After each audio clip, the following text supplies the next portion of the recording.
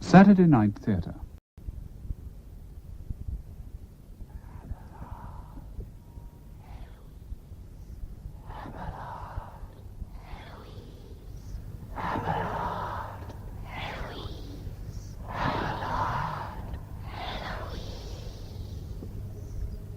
Abelard. Eloise.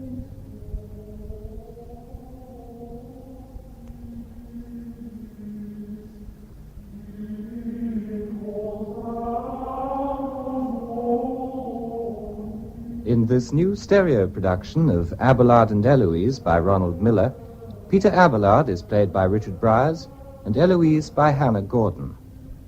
Gilles de Vin by Clive Morton and the Abbess of Argenteuil by Mary Morris.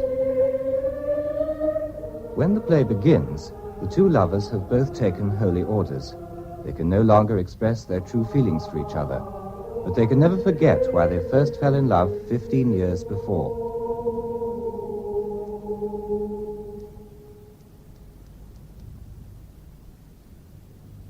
Exerge Domine adiuva nos et libera nos propter nomen tuum.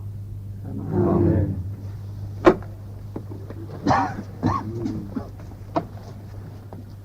Reverend Mother, beloved sisters in Christ, who have made the long, hard journey across the plains of France to this, our abbey of the Paraclete, having been cruelly and wrongfully dispossessed of your convent in Argenteuil, we, your brothers in Christ, do herewith freely, joyfully, and with love, surrender to you this, our abbey, with the prayer that you may here find a refuge and a place of peace.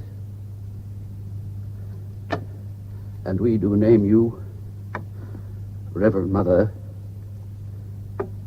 beloved sister, whose piety, humility, and devotion to God are unexampled, first abbess of the Paraclete for as long as you shall live.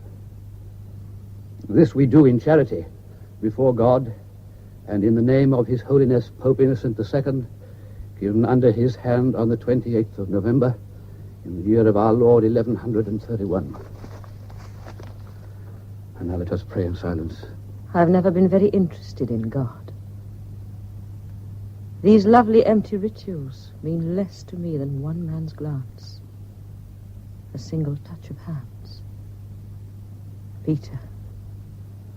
Peter Abelard, who art here beside me, hallowed be thy name. Thy will be done on earth. On earth. For what else is there? And may thy humble servants, Lord, proclaim the truth of thy gospel, which says, love not the world, neither the things in the world. For all that is in the world, the lust of the flesh, and the lust of the eyes, and the pride of life, is not of the Father, but of the world. And the world passeth away, and the lust thereof. But he that doeth the will of God abideth forever. Is this the end of our story? Can it be that we, who have known the warmth and sweetness of each other's bodies and endured the agony of separation, have come at last together, only to part again? Peter, oh, my darling, love me, stay with me. I think of you always, Peter, at Mass when prayer should be purest, and alone at night, Peter, in bed, sometimes the very movements of my body, I know it's obscene. I know that I should tremble at what I've done. I only know that I long for what I lost. Oh, God! I don't belong in this spider's web of a life with its panic fears, its caution, its obsequiousness. I don't belong. You know I don't belong. I'm 32. A young woman, still young and full of life. They think me chaste, God. They call me holy. They see what I do. They can't see what I think. One name only echoes in this soul. One name. Since I first saw him 15 years ago. Abelard. Not yours, God. Oh, God, not yours. Abelard. Abelard. Abelard. Abelard. Abelard. Speech, Master! No, gentlemen, no more speeching. I'm sorry, but 2 lectures a day is quite enough. Besides, I'm dry. Master, what's your opinion about... I'm also hungry, and when the body calls, the mind must wait. Thank you for the ride. Just one question, Master. Yes? Should a priest marry? Yes. I thought it was philosophy we were studying, gentlemen. Oh, yes, sir, but philosophically speaking, sir, the tonsure being a symbol of continence, well, you are an expert, aren't you, sir? On priests or marriage? On continence. You being a member of the celibate community, sir, and, well, I was wondering whether... Tell me, Alain, which are you planning to enter first, the church or matrimony? It's not Alain, sir. It's Canon Everard. Everard. Canon Everard's married his housekeeper, sir. Then, Philippe, I suggest you take your question to the canon. Or better still, look up your Theophrastus. He's excellent on marriage in general and wives in particular. Good day, gentlemen. Well, then, but briefly, no yoke bears heavier on a man than marriage. To feed a poor wife is a burden. To support a rich one, torment. Yes. For if she's beautiful, men run after her. And if she's ugly, she runs after men. So that a man has either to keep what everyone wants or what no one wants. In short, says Theophrastus, a life devoted to the study of truth can't be shared with a woman. It's too exhausting. So if you would serve philosophy, gentlemen, don't take a wife. Get a good servant. Or a good mistress. Oh, yes. No, Gerard, no. If you must love, love reason. Quicken dead minds. If you love reason, probe, challenge, question the unquestionable. And if you love me, for God's sake, go home and let me have my dinner. Yes, good night, Master. Good night. Good night. Good night. Excuse me, Master. Yes. Well, a new face. What's your name, boy? Robert, sir. Robert de Montboissier. Student? Novice monk. I trust the course is proving instructive. The greatest experience of my life. Through your eyes, it's a new world. I'm flattered. But tell me, boy, do you always swallow what your teacher tells you? It depends on the teacher. Abelard is the greatest teacher in all France. In all Europe? He alone teaches the faith of reason. He alone offers a coherent view of God. He alone heats the soul and lights the mind. He alone shows... Yes, quite. Of course, it's conceivable, though naturally improbable, that he could, just once in a while, be wrong. Oh, no, sir. Never, not Abelard. I'm bound to say I agree with you. Nevertheless, little monk, I have a shock for you. Abelard is not God. Sometimes I think so. Yes, I thought you did, you blasphemous pup. Not God, Robert. The best available alternative, possibly, in fact, almost certainly, but not God.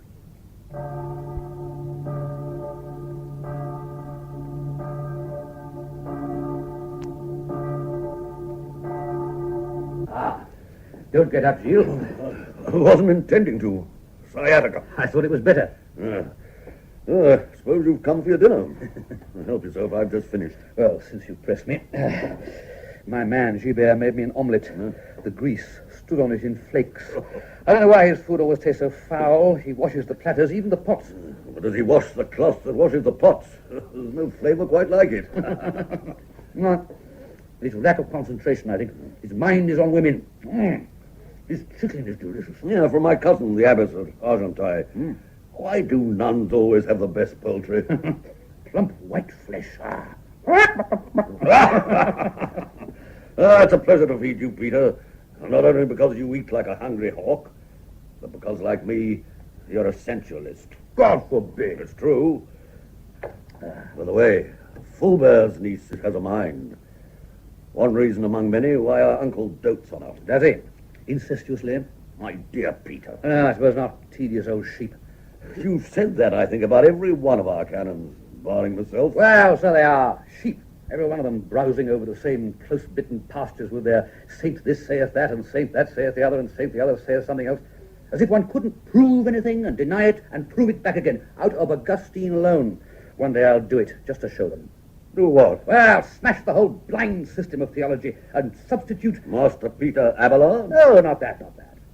But a reasonable soul.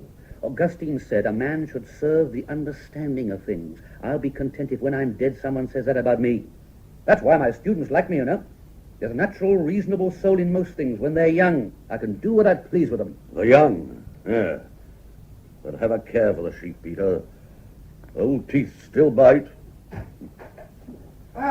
There you are, Canon Gilles. All is in order. All is in order. Is Eloise not here yet? Not yet. Oh, Master Peter. An honor, sir. An honor as always. Yes, indeed. I sent my niece to the library for a... You are not dressed. Not dressed? Am I naked? Canon Fulbert? No, not dressed for the deprivation. Deprivation? Yes. The deprivation of Canon Everard. Oh, yes. Well, hurry, Divine. We don't want to be late. It promises to be something of an occasion. You may go your ways, Fulbert. You won't get a foot of me into the cathedral tonight. What? A priest is a servant of God. Thou canst not serve God and woman. You hear that, Peter? Fulbert has on earth the 11th commandment. You mock me, Gilles. There. You're a good fellow, Fulbert. A thorn in the flesh of the unrighteous. But I will not go to your entertainment. I like a friend to sit with. Ask Abelard. Perhaps he'll go with you and hold your hand. Master Peter, it would be a considerable honor. I'm in need of a friend. It's Everard, I think, who needs the friend. I'll see you then. Why wouldn't he walk with me? Why didn't he wait? Oh, I must go. And I'm to make your excuses then, Gilles? Tell them that I have a profound sciatica. Have you? No, but I had yesterday. Oh, Eloise. Where is the girl? I shall be late. I sent her to the library for a copy of the Fathers on illicit union within the church, in case our brother contests the decision. You understand? Yeah. But it shouldn't take her more than 5 minutes. Oh, there you are, child. Where on earth have you been? I'm sorry, Uncle. I ran both ways all the way. Well, in that case, I can't imagine why it took him so long. Now, you'll go straight home, sweetheart? Yes, Uncle. Leave her with me, Fulbert, while you're in chapter. There's a copy of the inscriptions for the lapidaries to make, and I've got gout in my thumb. You think the girl writes well, Gilles? He has the best clerk script in Paris. Beauty. And a brain to match. A rare combination for some unfortunate man. Now, Eloise is mine. And God's. I notice you place God below the salt. I will come back for her when chapter is over, and then I can tell you, Canon, all about it. I can scarcely contain myself, Canon. Oh, and Fulbert. I would come with you to the stoning of Stephen, if I had the courage. Not Stephen Everard. Poor man. He's getting old. 5 minutes, then? Yes, Uncle. Yes.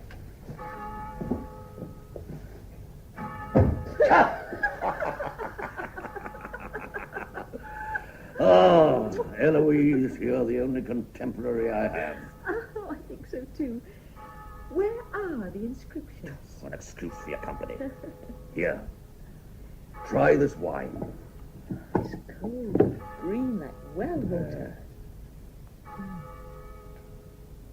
Yet it warms like the sun. Where does it come from? Moselle. Gilles. Huh? What will become of Everard? Was he wrong to marry? Canonically, yes. Then is marriage a sin?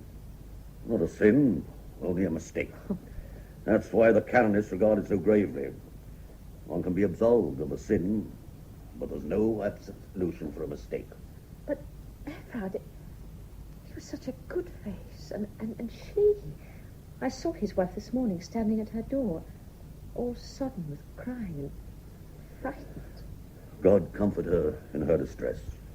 My uncle says you voted against Everard in chapter. And should again tomorrow. But why, Gilles? You of all people. You're not a hypocrite. But I am.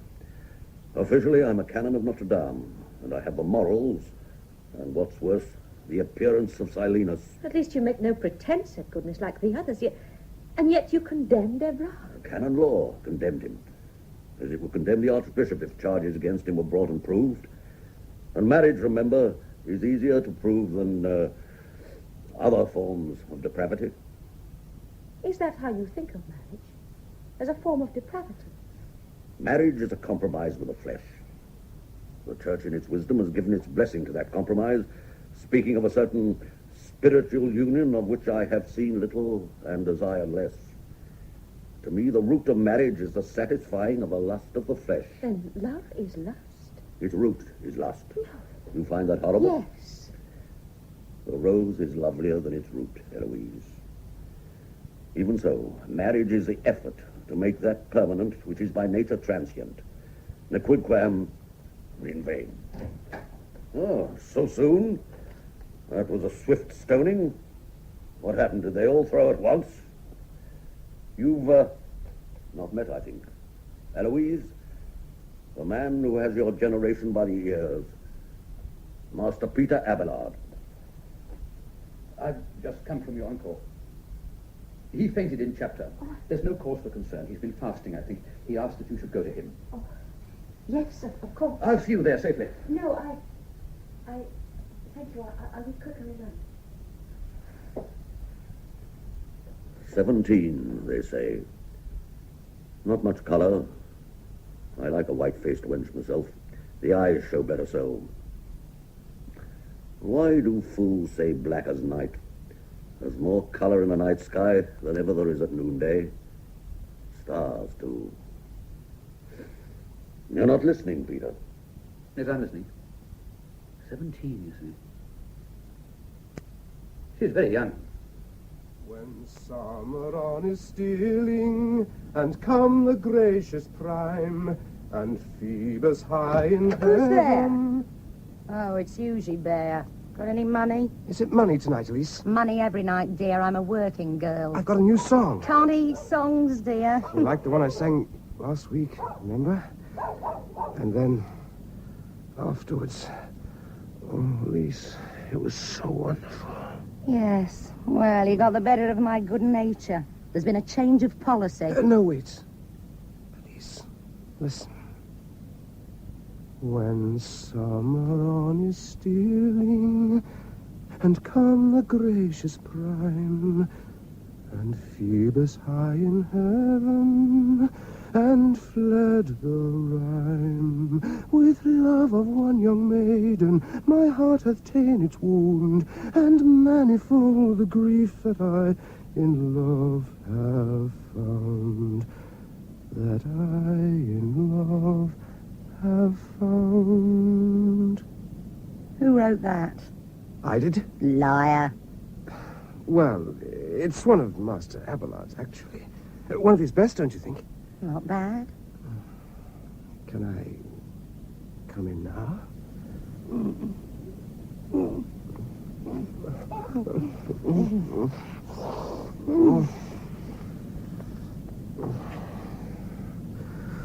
There.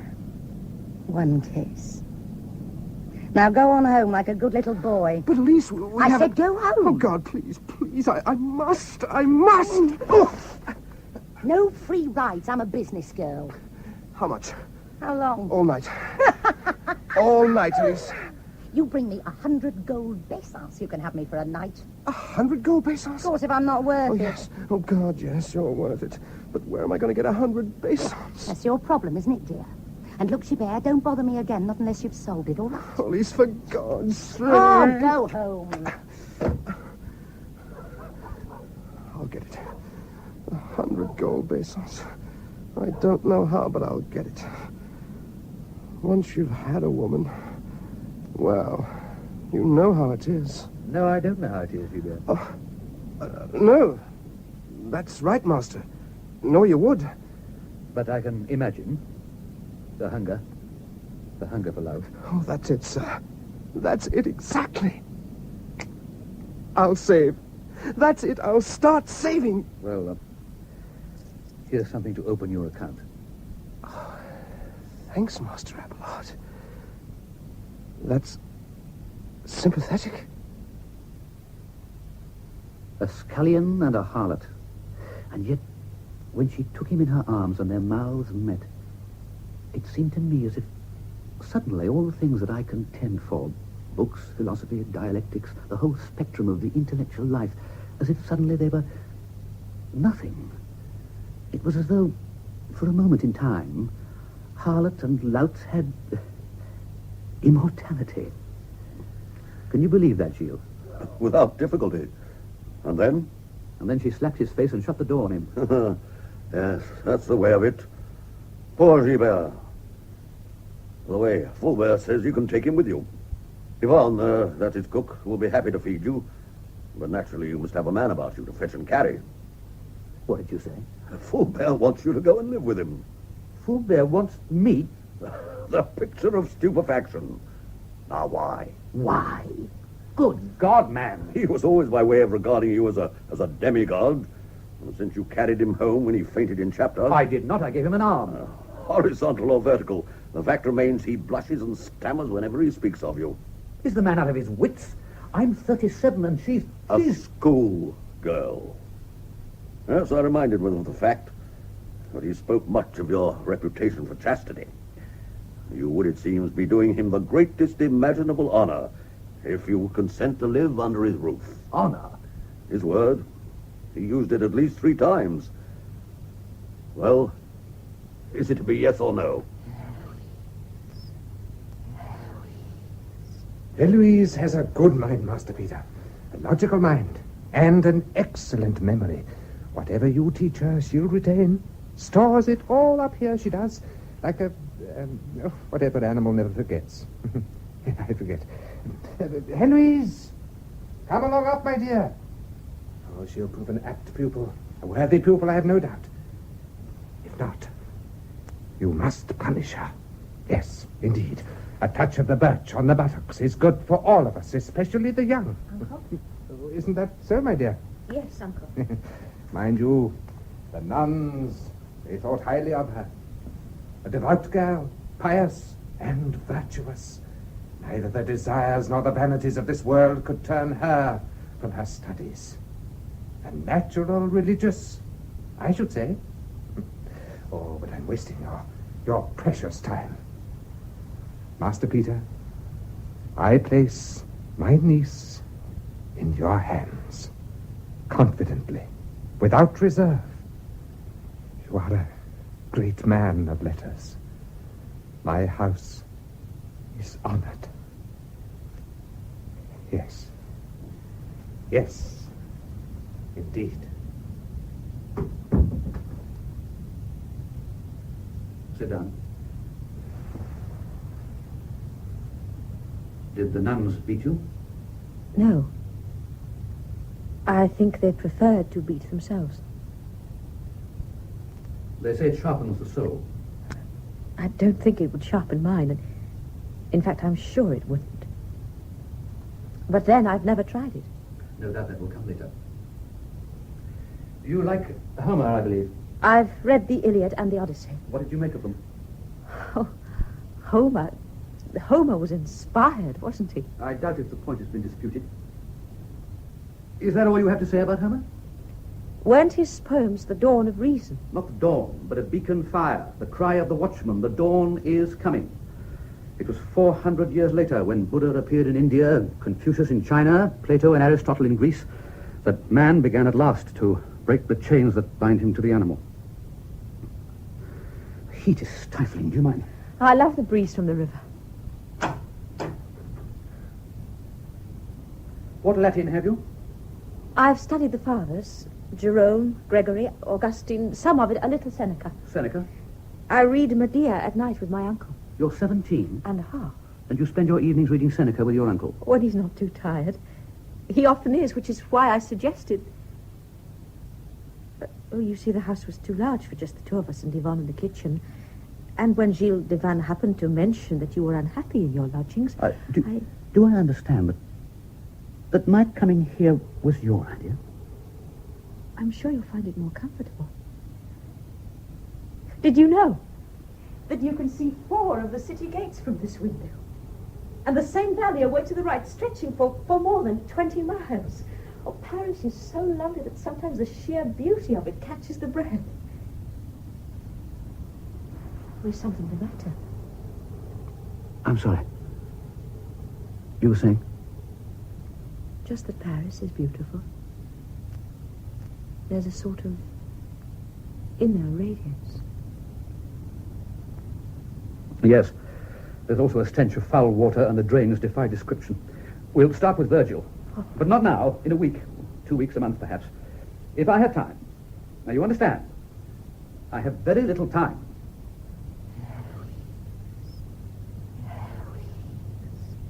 The herds and birds of brilliant hue In furias ignemque ruant. are swept with fiery feelings, Passion. or are swept with passion. Amor omnibus idem. Love is the same for all. Good. That will do for today. But of course that's not true, is it? What is not true? Love is not the same for all. How can it be? You have the advantage of me.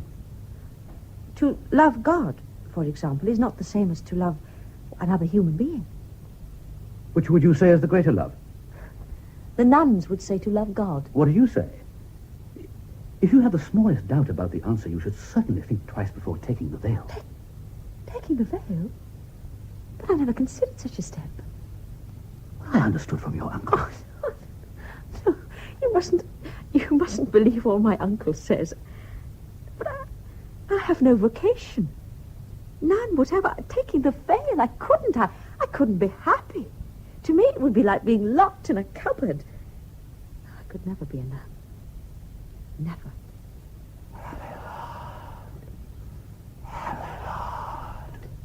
Oh, the priesthood? No.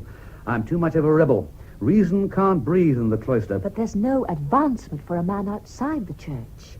And you'd soon be a bishop, and then an archbishop, and then a cardinal, and then... His Holiness? Why not? You have the haircut. No, I'm serious. Didn't Plato say it would be well for that state whose king was a philosopher? Yes, he did. So what of Christendom if a philosopher were pope? Oh, with your intellect, your energy, your sway over people, I know you could reach the highest office. I'm content to teach. Is that what you've most wanted all your life? To be a teacher? I think what I most wanted was to be free. Open to the world. At any rate, that was why I refused to be knighted and go and play the squire at Clisson. What happened? My father sent my brother instead. Was he furious with you? I never had a hard word from my father. He was more of a saint than any man I ever knew. It was Mother who gave us what chiding we got, which was little enough. She took the veil at Poitiers 2 months after he entered at Saint-Savin. It's not the worst end. To have served in the wars, taken a wife, begotten children, and then at the last to take down one's sail and ride at anchor in God. Could that be the way for you? I hate to be tied. The light's going. I'll get the candles. No. No, don't. It's such a night. Let's just wait and watch the darkness. I never knew my mother. Tell me about yours. Oh, she had the most beautiful eyes. Not just lovely. Loveliness is an easy thing. Most women have something of it when they're young. But beauty, one, perhaps 2 in a generation. And are they happy? Happy? What do they want with happiness? They know ecstasy. Happiness. A dog asleep in the sun. A dog asleep.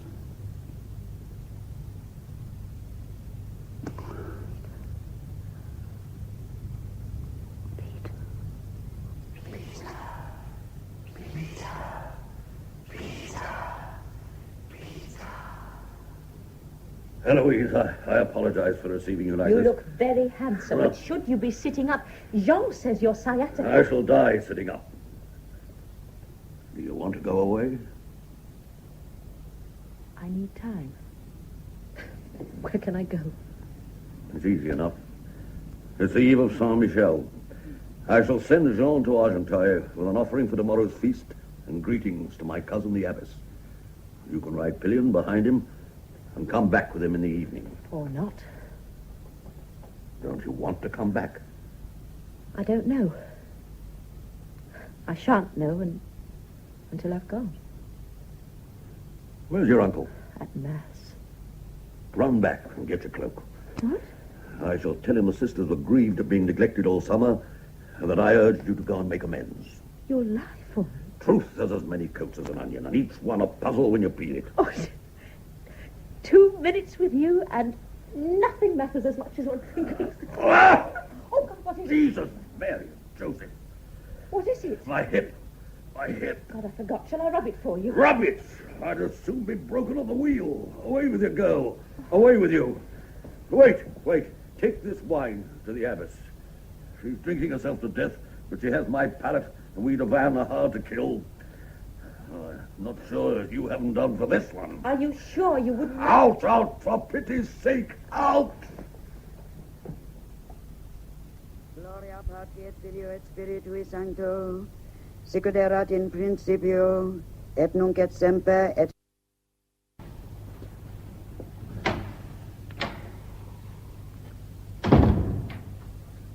Well, it's done. More's the pity. Won't you wish me well? I believe it would be better to wish you a broken neck. Better a broken neck than broken faith? And that from the master of logic. That from the voice of reason. That from the mind that set the century ablaze. You've had too much trade with words, Peter. But there, no matter. Someday, it may be 100 years from now, it may be 200, but someday another will speak of reason as you once did, and bring together the whole summa of theology by just such methods as yours. And they will write his name in the calendar of saints, and handle his work as if it were the Ark of the Covenant. And where will Abelard be? Smashed, forgotten. A deserter from that little band of immortals who alone give a measure of meaning to man's existence. And for what? A woman. You fool, Peter. You... No, not fool. Clown. You naive and total clown. Gilles, thank you for making her my wife. Whom the gods would destroy, they first make sentimental.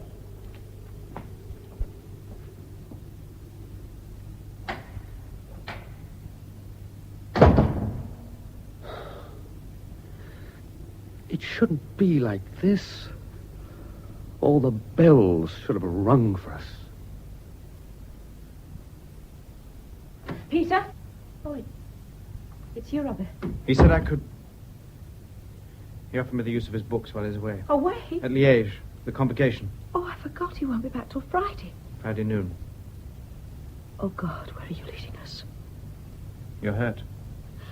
Oh, no, just tired. Your cheek's bruised and swollen, your arm's bleeding. Oh, it's nothing. I fell. There's a contusion. I'll get some water. No, thank you. I must be out of Paris before it's light. You'd better let me. You can't go like that. With everyone staring and pointing. I'm used to it. Pull your sleeve back. It's nothing, I tell Do you. as I say. Why are you doing this for me? Robert? Not for you. It wasn't a fall. You're Peter's friend. He trusts you. Master Alberic came to the house. Yes? Alberic of Reims. I'd never seen him before. Fat and small eyes peeping. That's right. He told my uncle he'd always wanted to see his books, but he didn't come for that. He came to spy. Sorry. Geoffrey of Chartres was there, too, just back from Rome. Nice man. He said something about having more consequence in Rome as Peter Abelard's friend than as the Bishop-elect of Chartres. And my uncle said that made him proud, as he'd always thought of me as a daughter. And to know I was married to so great a man. Married? Yes, a month ago. A month? Oh, I denied it, of course. I said I was his mistress. My uncle struck me. He clawed at me. They pulled him away, but Alberic had got what he came for. It'll be all over Paris by morning. Do you still want to help me now? It's not safe anymore in my uncle's house. It's not safe in Paris. Look, will you tell Peter I've gone to Argenteuil, to Sister Godric with the little boy? I'll tell him. Go now, please. Oh, I don't know how to thank you. Don't. Just go. You love him too, don't you, very much? Oh, not as I loved him, I know. Exactly as you love him. Exactly. Yes. Holy Sylvester, Holy Gregory, Intercede for her soul. Holy Martin, Intercede for her soul. Holy Alexis, Intercede for her soul. Holy Magdalene, Intercede for her soul. Holy Felicitas, Intercede for her soul. go forth, Christian and Holy Spirit, from this world. Go in peace in the name of angels and archangels, in the name of principalities and powers and all the strength of heaven, in the name of cherubim and seraphim, in the name of the whole human race which is written in the book of life. Let the angels come and meet thee on thy way and bring thee into the city. Lord Jesus Christ, receive the soul of thy servant, Godric. Amen. 4 of you will go into the chapel and take the place of those now keeping watch.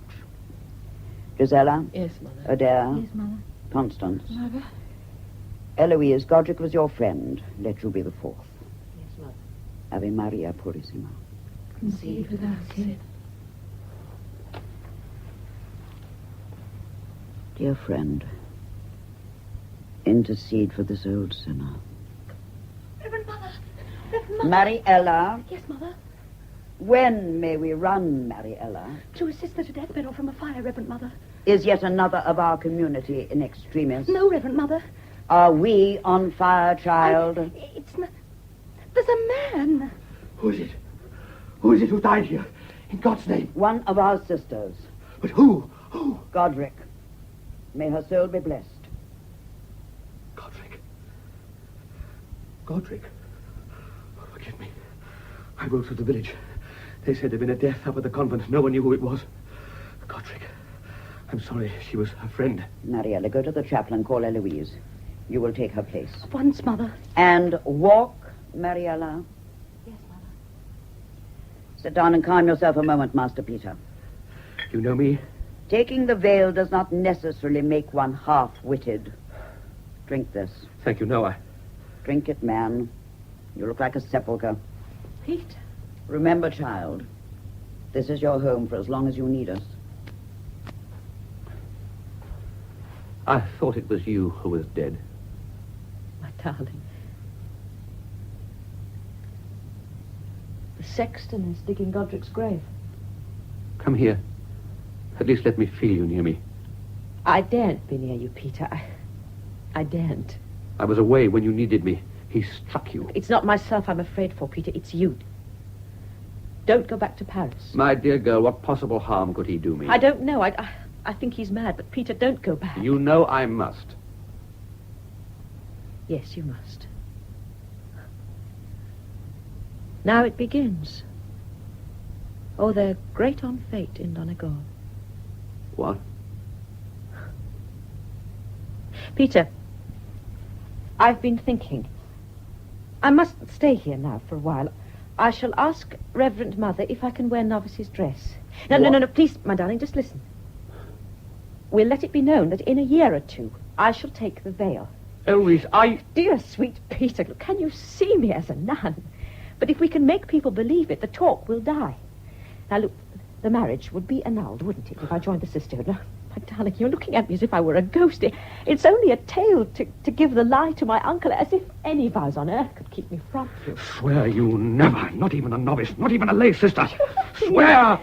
No, occasionally they wouldn't even accept me. Swear it! All right, I swear.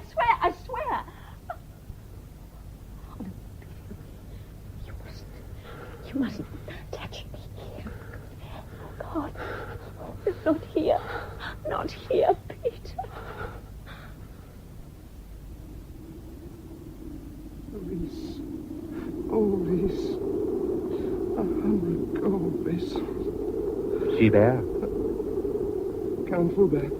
Wait 1 minute. Gilbert, for 1 gold coin. That song, Gilbert, about the summer coming in and a young wench. You used to sing it in my house. If I remember rightly, it was one of your masters, one of Peter Abelard's. I believe so, Your Reverence. They tell me it is still very popular. Well, it's a love song. We all like songs about love. Love, yes. If she would once have pity and take me. He took her from me, you know. Why did he take her from me? He's tired of her now. He's flung her on the ash heap at Argenteuil. Is he going to make a nun of her? Does he think if he makes a nun of her, he can break the marriage and be priested? I never heard the master had any notion of orders. Why else should he send her to Argenteuil? She's going about in her grave clothes, all but the veil. And they'll put that on her shortly, and then he'll be satisfied. He'll take his vows of chastity and be on his way up the ecclesiastical ladder. Are you fond of your master, Gilbert? Yes, Your Reverence. So am I. That's why I mean to save his soul. Help me. Between us, Gilbert, we'll win him back for God and beat the devil, and Holy Mother Church will be mocked no more. No, nor dragged scabrous into the gutter. I must be going now, Your Reverence. How much do you think there is there? 50. 100. 100 gold pieces. I'll be going, sir. Tell me, is the door at the foot of your master's stairs locked tonight? I must go, sir, really. Suppose you come down the stairs and unlock the door and found this on the steps. What would you do? I don't know. Yes, you do. You'd pick it up and be off into the night and enjoy yourself. Of course, you would leave the door open, wouldn't you? No. Yes, you would. So that you could get back in. Master Fulbert, you wouldn't murder him? No. No, I hope he'll live long and chaste, the way I would have him. Of course, he won't be a priest. It takes a whole man to be a priest, but he'll live the holier for it. Didn't our Lord say, some have made themselves eunuchs for the kingdom of heaven's sake? I doubt Master Peter would ever do that, but I know those who will do it for him. He's a proud man, Peter Abelard, proud. I'll break his pride and do his soul a service. Sing, Gilbert, sing, for another gold coin. Down from the branches fall.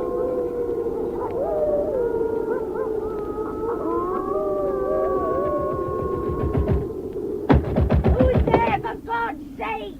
It's me, Elise. I've got the 100 gold pesos. Let me in. Oh, no. I have, I tell you. Let me in. Let me in, Elise. Go home, Gilbert, like a good lad. Come back tomorrow. I'm with Hélène tonight. Tomorrow, I could be dead tomorrow. Elise. Oh, shut the window. I can pay. I can pay. Elise. Who's that? Gilbert? Don't cry, man. You haven't lost it. I'll help you pick it up. Gold? Where did you get this? Gold. He said gold. The cannon. Cannon? Which cannon? Why aren't you at Master Abelard's? Did Canon Fulbert give you this money? Oh. What for? What for? I didn't do it. I only opened the door. Just the door, that's all. I didn't do it! Oh, dear God, no. Oh, sweet God in heaven, no. Sweet God in heaven, no. No, no.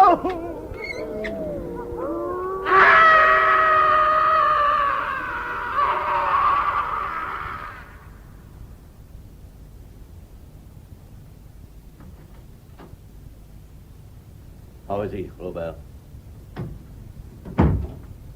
Asleep, Master Gilles? I suppose they've told you that I'm going to live. What day is it? The 1st of October. 3 days. And on the 3rd day. Have they begun to joke yet? Not yet. Would God I had died for thee, O Absalom, my son, my son. I was lost for you, Gilles. I was sick in bed when I heard. And then I was drunk. Yes, they told me. But there's nothing they haven't told me. Gibert and the old man, too, dragged from sanctuary. Flesh for flesh, obscenity for obscenity. I'm glad you came before they moved me. Where? To Saint-Denis. If you want monks nursing, you'll be quarter at Saint-Germain. You see, I'm taking the vows at Saint-Denis. You can't. They're making an exception in my case. It will only be a nominal novitiate. Handsome of them, I thought. If I had the power, Peter, I'd put you under lock and key till God was pleased to restore you to your senses. Having only just removed them, I doubt he'll do that in a hurry. Do sit down. I can only see your belly, and I prefer your face. Of course, I don't want to be a stupid, sublimating little monk. I've no vocation. I'd rather continue to teach as I've always done, but that's over. You say this because you're sick. When your strength comes back, when you're your own man again... I'm nobody's man, as you so delicately put it, or ever will be. Your body is mutilated, not your mind. We'll see. Suppose you don't make up your mind now that you go for a while to Le Palais, to Eloise. For God's sake! It has to be. I think I've always known it. I knew it riding down to Brittany with her. With her. And before that, when I went to Fulbert and said I'd marry her. And before that, long ago. What's to become of Eloise? She'll take the veil at Argenteuil. What? That is, if they'll have her. She'll need to convince your cousin, the abbess, she has a vocation. She still has all her faculties. There should be no problem. But she has no vocation. Neither have I. What's to stop her going to your sister with the boy? Because, if you must have the truth, I couldn't stand it.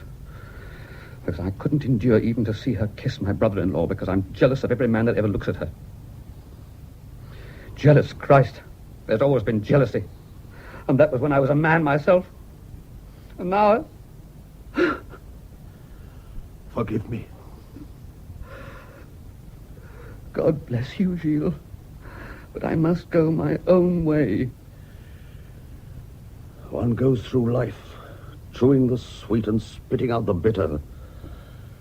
And then at an age when one might reasonably think all heat of blood were past, to have the heart torn out of you for two creatures nearly half a century away. Abelard. Eloise. It came as something of a surprise to me to hear that you wished to enter the religious life. When I granted your request to wear novice's dress, I understood it was simply a matter of convenience. You understand that we must be satisfied your vocation is genuine. But there are certain questions I'm bound to ask you. Yes, Reverend Mother. Very well.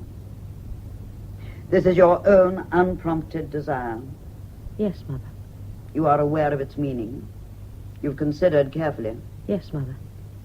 When was your vocation revealed to you? Was it recently? Yes. Suddenly? Yes. What caused it? Why do you think God has chosen you to be his handmaiden? No one can explain God's grace, Reverend Mother. But can whoever receives it doubt that he or she has been led by the hand? You are married, you have a son of 9 months. You realize if you are received, the child can no longer remain here with you. Yes, Mother. What will become of him? He will be adopted by my sister-in-law. You will miss your son. Yes. Yes, I shall miss him. And your husband. And your beloved husband. And my beloved husband. And yet there's no doubt in your mind that your renunciation of your son, your husband, your married life, and all that goes with it is a manifestation of God's grace. What else could it be? Eloise, you loved a man. You have a child by him. These ties are strong. They come in the night and call like sirens. Long after one thinks them forgotten, they return in dreams to stir the flesh and distract the spirit. Memory is all insinuating, all pervasive. How will you conquer memory, child? I will pray for strength. Then you fear its power. No, I was always unhappy about my marriage. As you know, my son was born out of wedlock. It preyed on my mind. I'm sure your marriage soothed your conscience. No. Well, why not? Because I wished I longed only to be a bride of Christ. I see. And this wish, this longing, it transcends all things. Yes. All earthly love. Yes. All carnal desire. Yes. It is your reason for asking to be received. Your only reason. Mother, are all these questions? Your reason, child. Your only reason. My only reason. You long for God with all your heart and with all your mind and with all your soul. Yes, yes. You realize that once taken, your decision is irrevocable. Yes. That you will no longer be able to come and go as you please. Yes. That this time, once the convent gates close behind you, they close forever. Yes. That you will be lost to the world. Yes. You understand these things. I understand. And to be so lost is your resolve. Yes. Your aspiration. Yes. Your delight. Yes. Your joy. Yes, yes, yes. A religious life is not for all. Ah, unsparing, pitiless evening. Without a vacation, it can be a terrible thing. We must be grateful that God's mercy, we have found the truth in time. I've always known the truth. I've always known I had no vocation. So have I, my dear. Help me, Mother. You know I will in any way within my power. Mother, I ask to be received into the sisterhood. Reverend Mother. Don't call me that, Peter. I'm not reverend. I'm not a mother. Except to these weary, overwatched girls. Nothing has changed for me since I was accepted into the order 15 years ago. I train the novices as I was trained. I play the game according to the rules. They say you're a saint. No, you mustn't say that. It's not true. Has it never occurred to you that it may be true, that you may not know it? If I tell you that when I took the veil, I committed myself not to God, but to you in your mutilation, that at no moment in my life did I give myself so passionately to my husband, that it was like a second marriage, that when I lie in my cell, you lie beside me. When I sleep, you sleep with me. When I dream of your arms holding me, that if you asked me, I would come to you here, now, this moment. If I tell you that the need for loving never stops, will you believe me? Tell me, do you believe in God? Do you think there is a God at all? Probably not. Will you pray with me? Why not? It's harmless. Let us pray.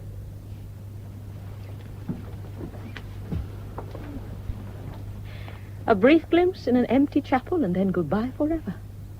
There's nothing to touch God's cruelty, is there? It's quite sublime. Peter. Peter, where are you? Peter, don't leave me. Peter. I'll write to her. I'll write. There'll be letters. Letters. Can I embrace a letter? Hear its heartbeat, feel its warmth. Can I love a letter? Love God. Love God. My darling, I would follow him to hell itself if he asked me, but I can't. Can it be the one place she won't follow me is heaven? He doesn't know how it is for me. His God has helped him not to want me. He's maimed in soul as well as body, but I have He thinks because the body fails, desire fails with it. If only it were true. Peter, you are everywhere, still everywhere. And God? Nowhere, so what can I expect of God? Expect nothing. Give. And if one has already given, and there's no more oil in the lamp. I know. When I entered Saint-Denis, it was to hide my shame, no other reason. I had no vocation either. For months I was sick in mind and body. Oh, sweet body. And then when I could get about, I walked. I tramped ceaselessly, day after day. Warm, sweet body in my arms. I walked alone, trying to will myself to God. No blind ecstasy drove me, but every sentence I'd ever written or spoken passed before me, like a lifetime to a drowning man. My man. And in a kind of pomp of abnegation, I offered them humbly to God. There is no God. I went on and on and on until my mind was empty, a vacuum. Nothing remained of Abelard. It was the pride of humility, the ceremonial pride of the Roman salute. I waited for some response. There was none. There is no God. Love me. And then one day, I was standing looking down at a river, and something in the still, shining surface of it reminded me of a day I'd forgotten 30 years before. I'm young still, young and full of life. Love me. As a boy, I'd gone with my father on pilgrimage to St. Gilda's. It was winter and the wind blew, but standing on the cliff, I'd seen a strange silver pathway. I want you, Peter. It swept round the headland and out to sea. There was no ripple on it. I want you now. I need you now. It ran against the tide, directly counter to the waves surrounding it. I want you at Mass when prayer should be purest. My father, standing beside me, was so withdrawn that for a time I hesitated to ask him what it was. And at night? When I did, he said, "It's the will of God." In my cell at night. I'd no idea what he meant. In bed, Peter, alone in bed. Standing there, 30 years later, no heavens opened. Sometimes the very movements of my body. I saw no Son of Man. I had no vision. In a moment, I felt the blood ebbing from my heart. The moment before. I thought I was going to die. The moment before the ecstasy. And then it happened. Love's fulfillment. Oh, my darling. With no warmth of contrition, no passion of devotion, stripped of all human emotion, but with every power of my mind, every pulse of my body, I worshipped God. You found your crutch. I found the rock. Let the tempest come, it will not shake me. My belief is sure. Master, philosopher, man of God, whenever men speak of giants, they'll remember Abelard. If I'm remembered, it will be for this, that I was loved by Eloise. Peter Abelard, my husband. My sister in Christ. My husband. My husband. Husband. Husband. Peter, where are you? I'm drowning. I'm suffocating in Christ. Let go. You belong to him who has conquered the world. Let go. Peter, for God's sake, come back. I'm so alone. God is with you. There is no God. There is no God. No God. Two shattered lives. God's mercy. Pitiless. Purifying. A scorching fire. Alone. Alone. Alone. Love him. Love him as you love me. To the furthest reaches of your shadow. Help me, Peter. This is your deliverance and mine. Let go. Help me. Holy Jesus, must I break my heart to comfort hers? My sister, in your strength, your intercession, your innocence lies what hope I have of heaven. My guilt is in your hands. I don't understand. My hands are fouled beyond redemption, but yours, pray for me, save me, go to God, for me. For me. God knows I would love God for you if I could. Love me for God. I can't. I've tried. What did he say? Love me for God. Love me for God. Did she hear? Love him for God. Dear heaven. Am I his salvation? Did she hear? Peter, am I your salvation? Peter? Did she hear? Did she hear? Yes. Yes. I heard. My brother. My brother in Christ. My wife. My beloved wife. Oh God. If there is a God, come now. On the 21st of April, 1142, at the age of 63, Abelard died and was buried in the crypt of the Abbey of the Paraclete. 22 years later, on the 16th of May, 1164, Eloise died and was buried there also, but not in the same tomb. So they lay for 650 years. In 1814, by order of the government of the day, their remains were carried to the cemetery of Père Lachaise in Paris, where the noblest of the sons and daughters of France are laid to rest.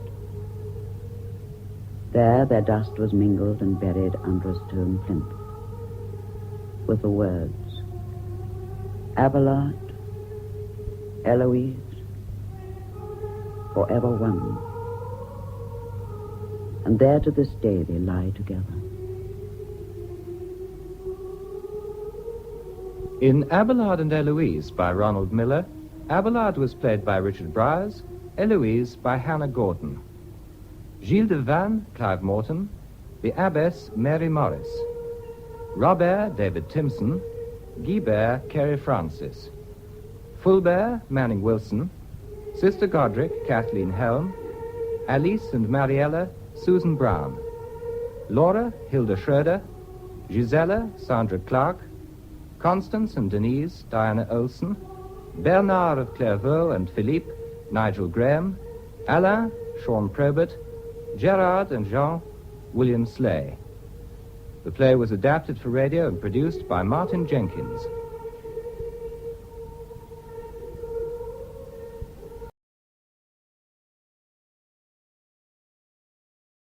Saturday Night Theatre.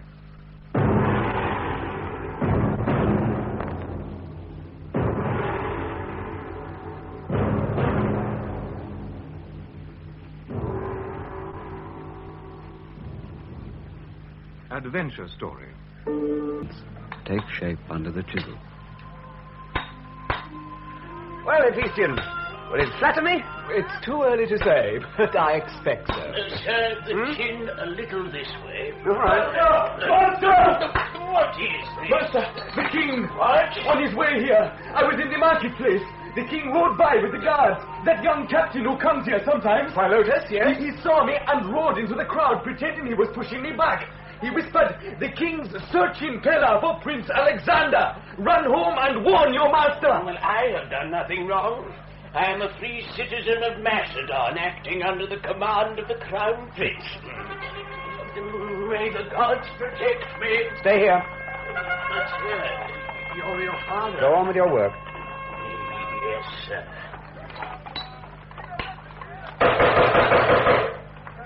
The king! Get out! And you... No, Hephaestion. You want your minion to stay. I want Hephaestion to stay. Why weren't you at the ceremony this morning? I was engaged on more important business. Having your portrait done? Yes. For the 20th time. I must admit that the interest that the sculptors seem to show in me is very flattering. You knew how your absence would be construed. That I hate weddings, and that I loathe my uncle. And that you have chosen this moment publicly to insult your king. You are under arrest. Oh? Not because of the insult. To resent an insult, one must have some respect for the insulter. Your arrest is protective. Of you or me? Of both of us. Indeed, why? Your soul, I know, lingers so much in the cloudy realms of art and philosophy, and so rarely visits the earth, that it's probable that you haven't heard of the conspiracy that my agents unmasked 2 days ago. My soul is visiting the earth at this moment, Father. What conspiracy was this? 3 of the ringleaders have already confessed. To what? Plotting to murder me and make you king. They confessed under torture.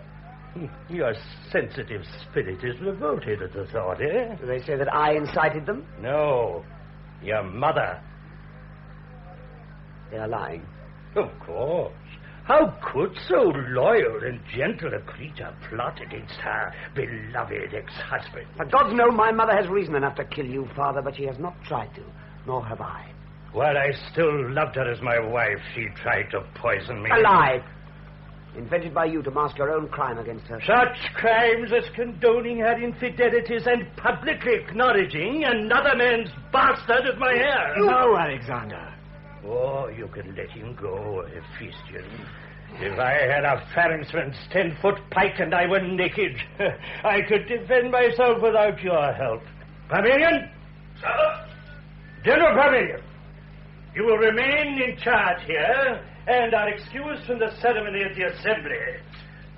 These two men are not to move from this house until I decide where they are to be confined. You should have come to the wedding, sir.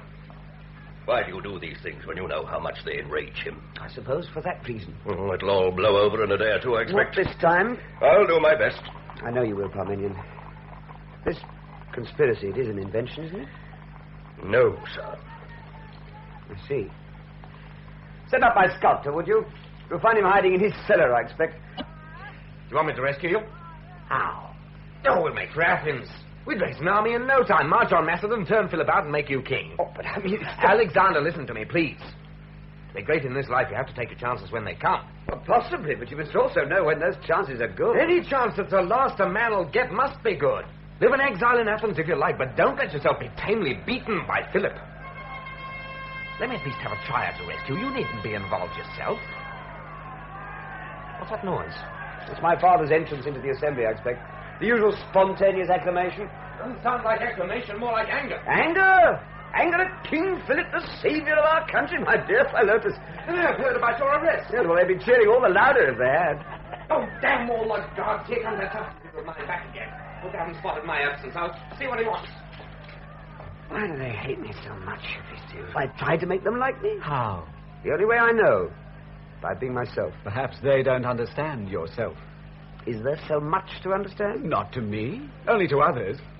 Take even Philotas, for instance. Alexander, you knew it, didn't you? Knew what? When you refused to escape just now, you had a reason.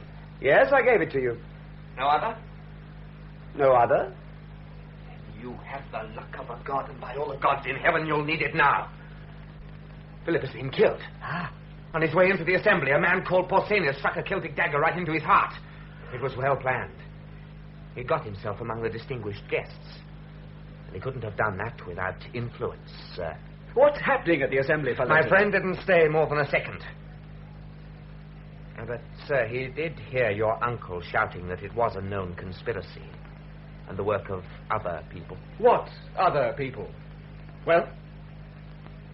Alexander's mother and Alexander himself. So you must act at once. You must leave Pella this minute with your escort and go up into the mountains. Where is Parmenion now? Oh, shedding a couple of tears somewhere down below, I expect, poor old man. He and Philip were like brothers, you know. So you must hurry. Your uncle knows where you are, and... Father? My son has told you, sir.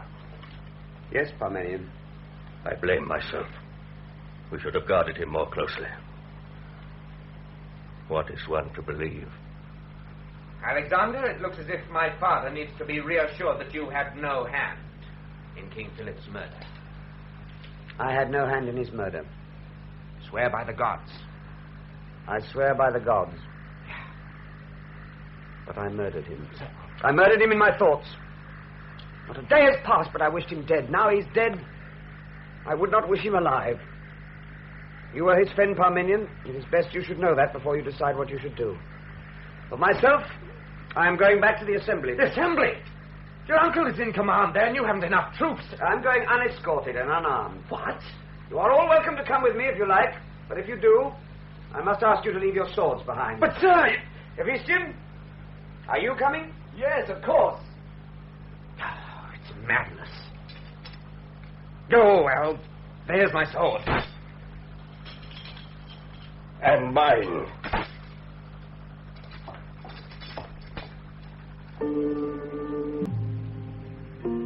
When did it begin to go wrong?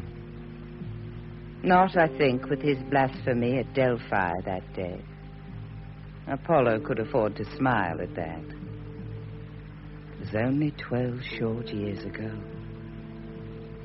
I, the Pythia, the prophetess of the god, was that prayer in my upper room above the great statue of Apollo.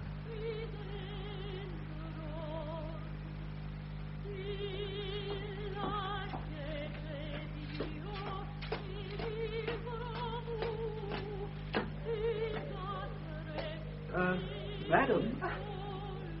You have no right in this place, sir. This is forbidden ground. I am here under orders. No one gives orders in Delphi save the god Apollo through his chosen mouthpiece, myself. My master has come to Delphi to consult the oracle and must leave tonight. He demands an audience with you at once. The mystery of the oracle is a holy boon to be craved of God, not demanded from a hired fortune teller. Ephesian! Ephesian, what's the delay? I told you to stay outside, Philotas. Yes, I know. Oh, this is the holiest spot in Greece, is it? It's rather impressive, I must admit. Reminds me of all my unrepented sins. Are you this man's master? In some things, not in all. He beats me in wrestling. But if you mean am I King Alexander, I am not. As you've no doubt recognized from our armor, we're officers of His Majesty's personal bodyguard, the companion cavalry. Your armor, sir, is unknown to me, but your manners are unmistakably Macedonian. This king you speak of is therefore the new king of Macedon. And Captain General of all Greece. Oh. An imposing title for so young a man. Wasn't it his father's? I didn't realize it had become hereditary. That insinuation is a little unworthy of a woman of God. King Alexander was freely elected Captain General a week ago. However, don't let's waste time. King Alexander is waiting. I have already given my answer to King Alexander's request, sir. I think we'd better go, Ephesian. Tell your master I shall bolt and bar the door. Oh.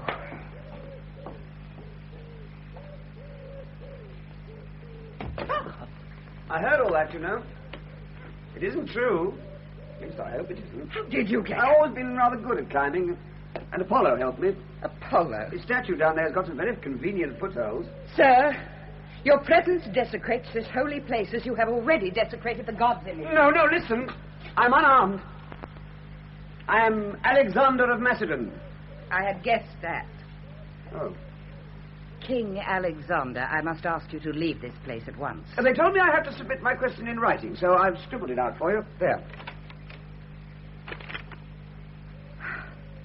Is this seriously the question you wish to put to the god Apollo? Yes, why? Oh, very well, I shall put this before the council. Well, why can't you answer it now? Because it's impossible. I once asked my tutor how a man could become a god, and he answered, by doing what is impossible for a man to do. Pythia, please, answer my question now, will you? If I did, Alexander, it would be my answer, not the god. Yes, then I suppose I shall have to take that risk. Apollo, please listen to my question and forgive my lack of formality, but I'm in a hurry. My question is, shall I succeed in founding the ideal state? Well, do you feel Apollo answering? No. Why are you smiling? Won't it be necessary first to find out what the ideal state is? I found that out. Beyond any doubt. Now, look, don't make fun of me, Pythia. For 10 years I've worked on this problem. Your ideal state is a monarchy, I assume. Oh, yes, it has to be. Democracy has been proved a failure. I mean, look at Athens, swayed by every demagogue, her leaders terrified to take any action that may be unpopular. What a spectacle.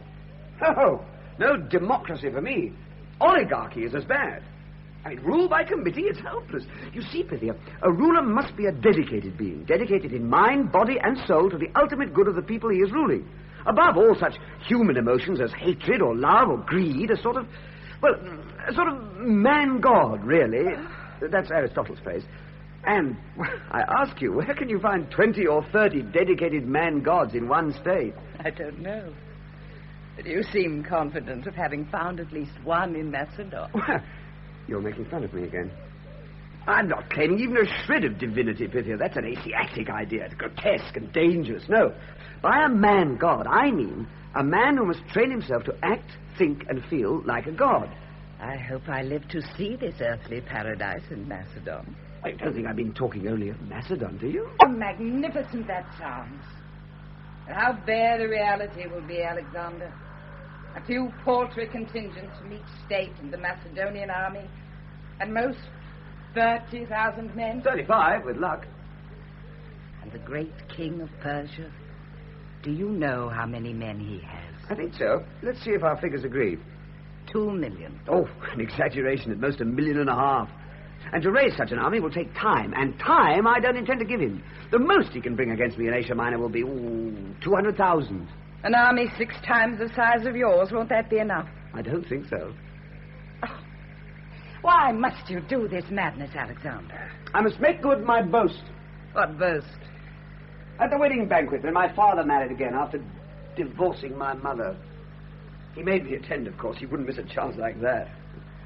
His new father-in-law made a speech saying that now all King Philip's loyal subjects could at last hope for an heir to the throne. I stood up and said, indeed? And what does that make me, a bastard? And then I threw my wine in his face. There was rather a stir at that. I should imagine there would be. And then my father got to his feet. He was drunk, of course. He drew his sword quite slowly. No one stopping him. Everyone silent, watching him. And then he started to come at me. I didn't draw my sword. I just stood there waiting. And then his foot slipped in the spilt wine and he crashed between 2 couches, completely disappearing from view, except for one leg stuck up in the air. His stiff leg. No one laughed except me. I said, look, ladies and gentlemen, the man who is about to pass from Europe into Asia can't even pass from one end of a table to another. Perhaps Greece will rejoice when the Captaincy General passes to his legitimate heir. And then I walked past all the goggling courtiers and I went out. That was very brave of you. Well, I didn't think of it as brave. I thought it was rather witty. But I made the boast. And now I must fulfill it. But your father is dead. I must fulfill it. So I want the answer to my question. See if you can get Apollo to speak, Pythia. No, Alexander. Pythia, if you get the god to answer my question, I shall remember you in my prayers forever. I promise. I shall lead the virtuous life. I shall sacrifice to Apollo every night. Please, Pythia, please. Oh, Alexander, you're invincible. I shall pray to the god to let me give you his answer. Thank you, but there's no need now. But the oracle has already spoken. Invincible. Goodbye, Pythia. That wasn't the god. The god spoke. Alexander, come back. I don't know if it was the god who spoke. Well, that we shall both of us have to find out one day. Won't we, Pythia? My son, I only know this. There is one conquest you must make first. What's that? Yourself. Know thyself, Alexander. I've trained myself to look deep into my heart. And what do you see there? Love or hatred? Neither the one nor the other. A man-god must be above all human emotions. Beware, Alexander. The gods may grow angry if you try to make yourself one of them. Let them. Do you hear that, Apollo? A little mortal down here is defying you.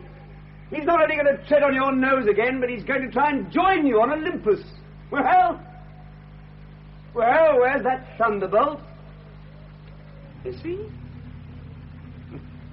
Goodbye, Pythia. And thank you. Remember, Alexander, there's always the last battle. I shall win it. I am invincible. Goodbye, Pythia. Goodbye. Alexander, that day when we in Persia first began to take him seriously. We were in Babylon, sitting in a corner of the Hanging Gardens. That was my son Darius' favorite resting place in the heat of the day. His wife, Queen Statira, and the little princess were smiling at the way the Bactrian general, Prince Bessus, was nodding off to sleep in the heat. Darius was reading a dispatch.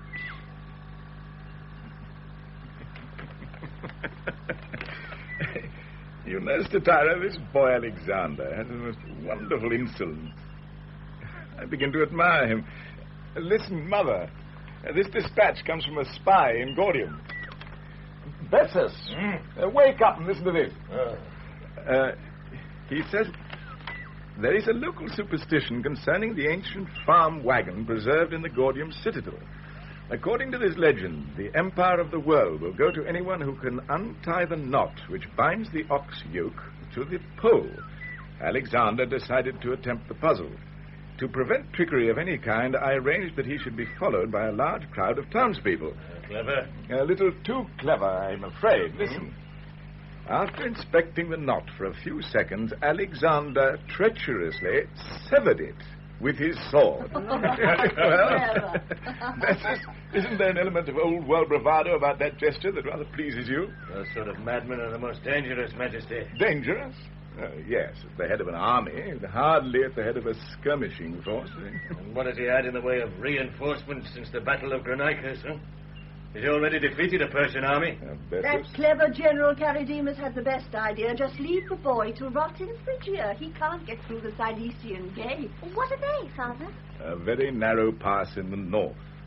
Only 3 men abreast can march through it. It is impregnable. 100 men can hold it. What shall I do with Alexander when I've caught him, my child? Put him in a cage with Marduk. Who is Marduk? Her pet lion cub.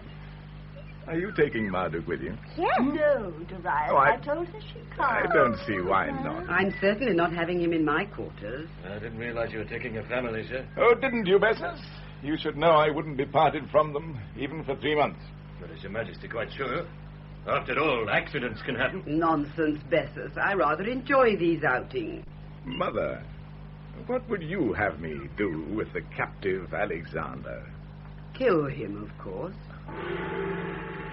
A dispatch addressed to His Imperial Majesty. Your Majesty. What is it, Darius? He's broken through the Cilician gates. What? How? How did he do it? A surprise attack. He covered 70 miles in 2 days. Impossible, isn't it? Impossible. You know, I'm looking...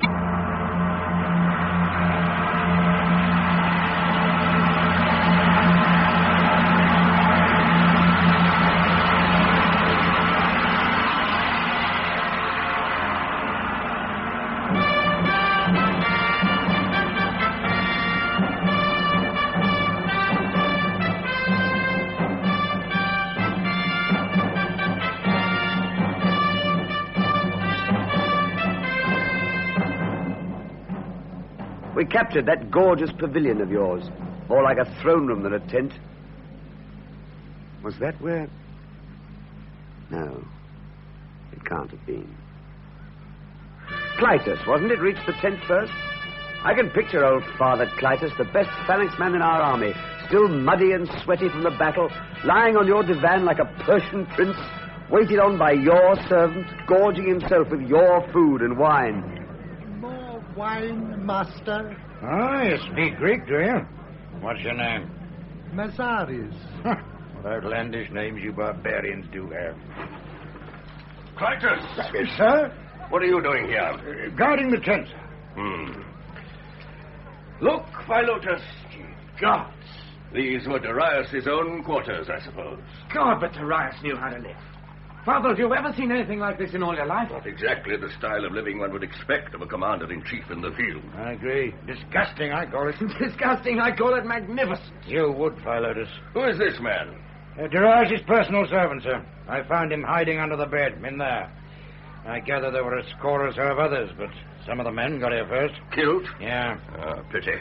They'd have been useful for interrogation. You, what's in that chest over there? Here is the key, master. Open it, Philotas. Yes.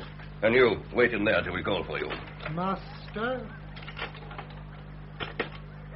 Ye gods. Well, gentlemen, it looks as if there'll be a chance at last to settle some arrears of pay. Ah, the wealth of these barbarians. Oh, it makes one vomit. Oh, not me, it doesn't. What do you suppose these things were for? Perhaps decorations for gallantry.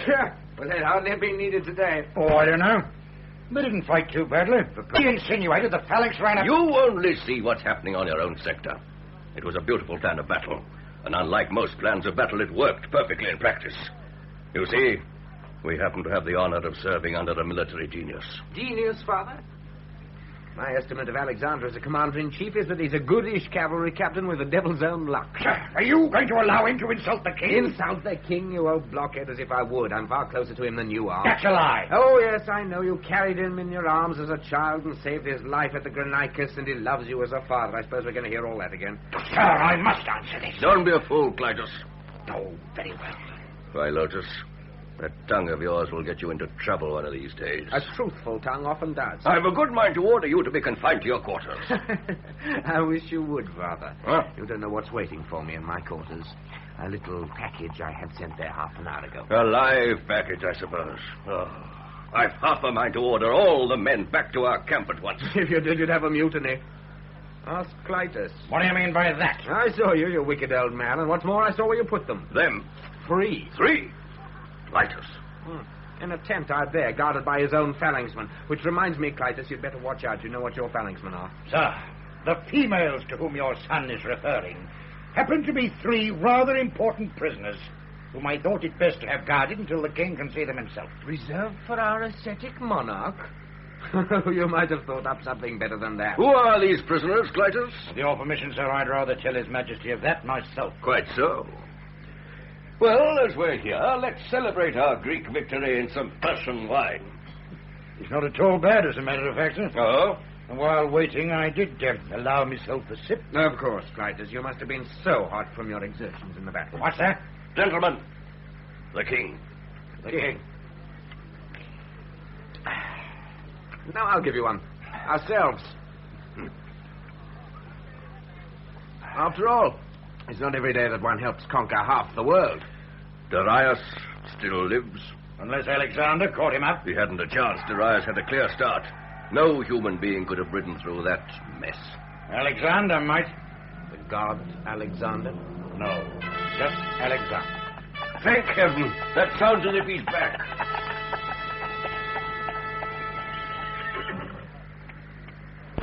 Here they are, Hephaestion. So, this is what it is to be a king. Parmenion, Philotas, you forestalled me, I see. You did wonders, both of you. Father Clytus, you're safe, thank God. There was a rumor you'd been killed. It would take more than a rumor to kill me. Even the Persians wouldn't have the heart to take Father Clytus from me. Alexander, let's see that wound. Oh, don't fuss, Father Clytus. Hephaestion, show them what you've got. Gentlemen, you are looking at the bow and the mantle of Darius. Got him? No. I found his chariot in a ditch. He must have got away on horseback. What do you think of the mantle? Try it on. How does it suit me? It might have been made for you. Now, Alexander, I've got a little surprise for you. What is it? You'll see in a minute. Surprise. I gather it's a special reserve of female captives. Oh, God, isn't that typical of Father Clytus? Why do so many of my men expect me to behave like an animal? You know, Parmenion, sex and sleep are the 2 things in this world that make me most conscious of my mortality. Is that why you so persistently avoid both? I suppose so. At least you'll sleep tonight. Perhaps. Parmenion, from the bottom of my heart, I thank you.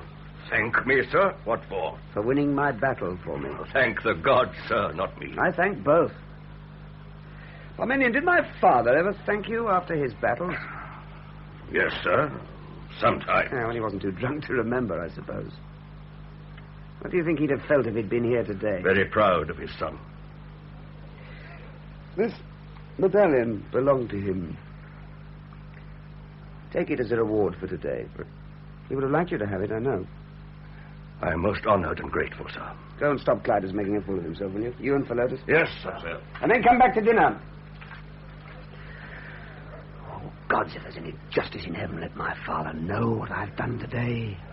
Let him see me now in Darius' tent, wearing Darius' mantle, and let his eyes burn with the sight. Hephaestion, do you ever think I'm mad? Yes, Alexander, sometimes. So do I, sometimes. Give me some wine. A rare request from you. I'm thirsty.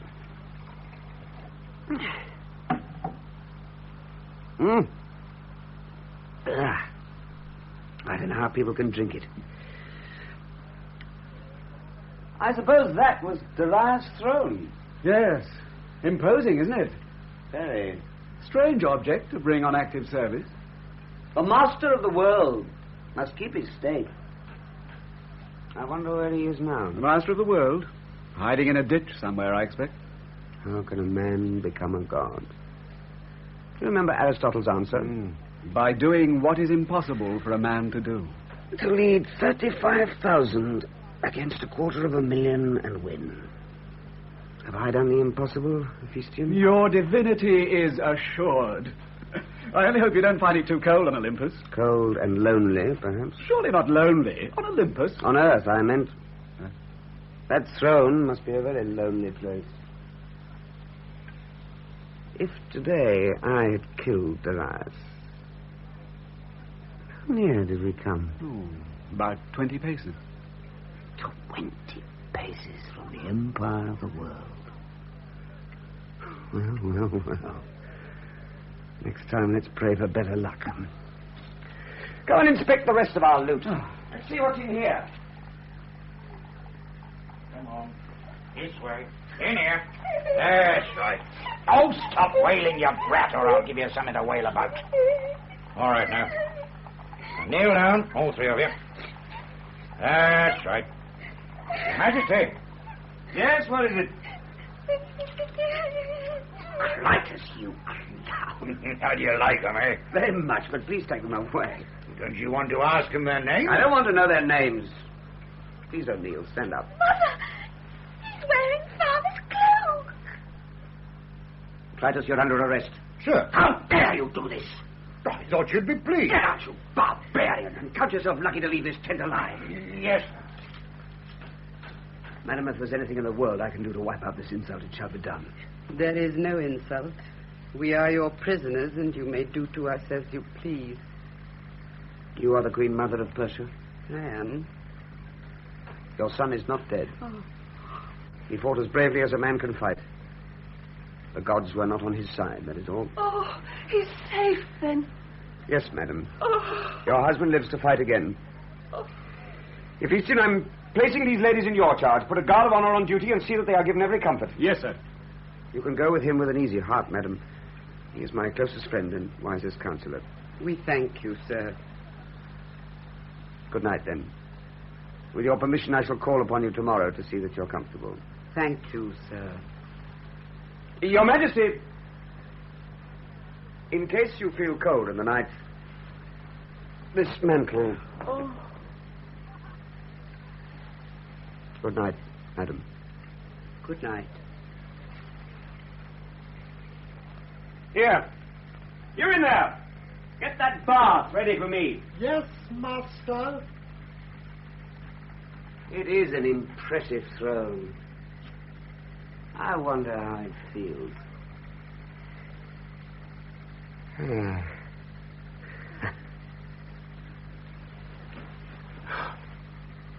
Oh. Yes? Master. All is in readiness for your Imperial Majesty. Hephaestion? Yes, Alexander. Oh? What are you staring at? Come on, Hephaestion. Come and watch me take my imperial bath.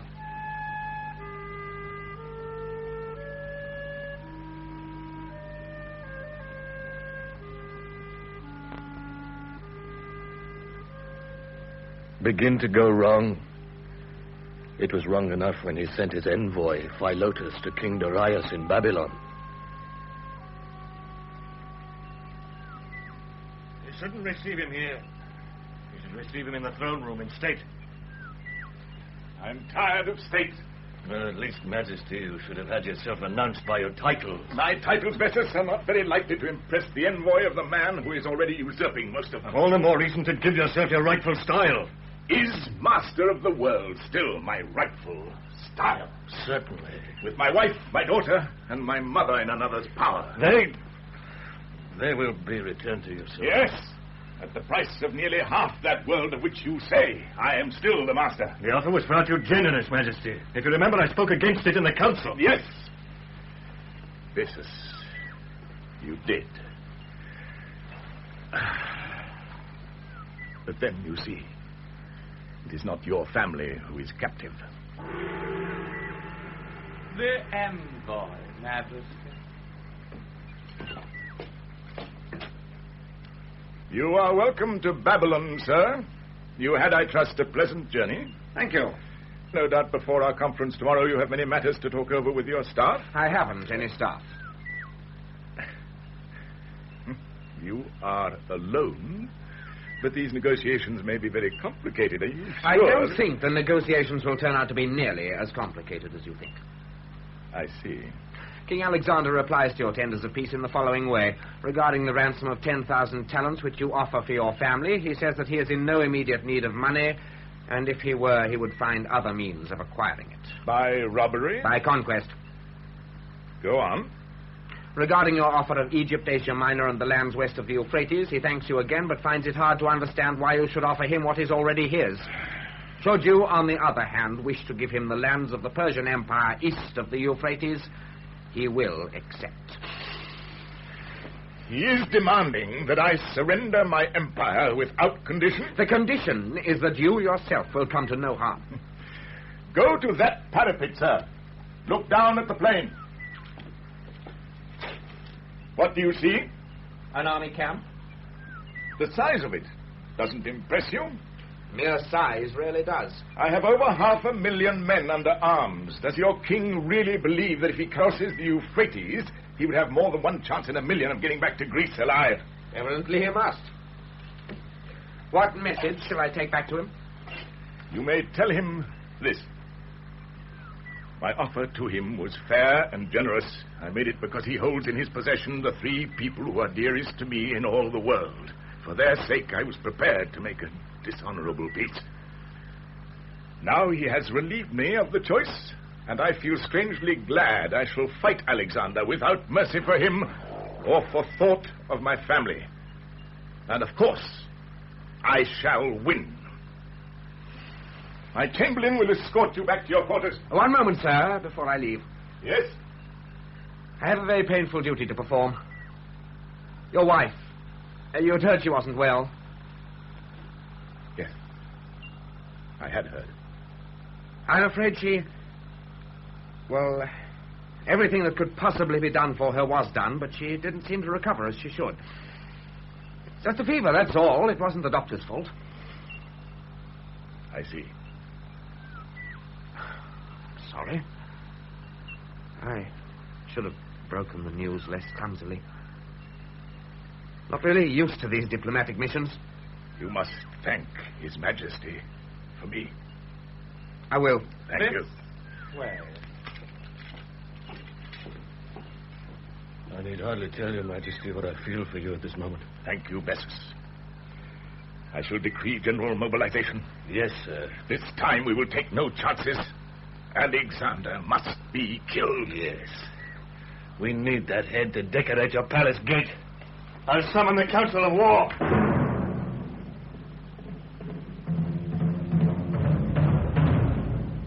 No, I'm sure it had not gone wrong 2 years later at Gaugamela. He'd called us together, Parmenion, Clytus, Ptolemy, and myself, Perdiccas, and gave his orders for the morrow's battle. Darius would hardly have recognized his tent with all the decorations gone, and a long, bare table down the middle. Are there any comments? Might I speak, sir? Of course, Parmenion. I am not going to criticize your plan. Against an enemy outnumbering us by more than 10 to 1, it is, I think, the best that can be devised. But I should like to suggest another, a surprise attack by night. I will not steal a victory. This is our last battle. If we win it, the world is ours. If we lose it, we are dead. Good night. Good night, sir. Good night, sir. Why do my hands shake?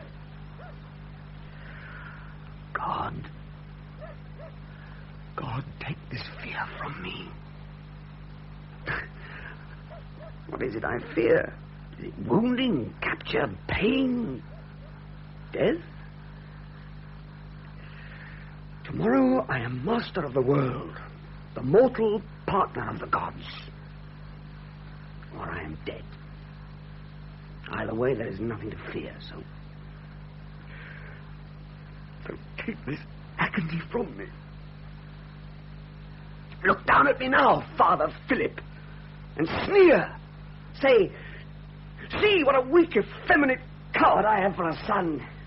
You used to say it often enough in your lifetime. Say it now and help me. For only anger can conquer fear.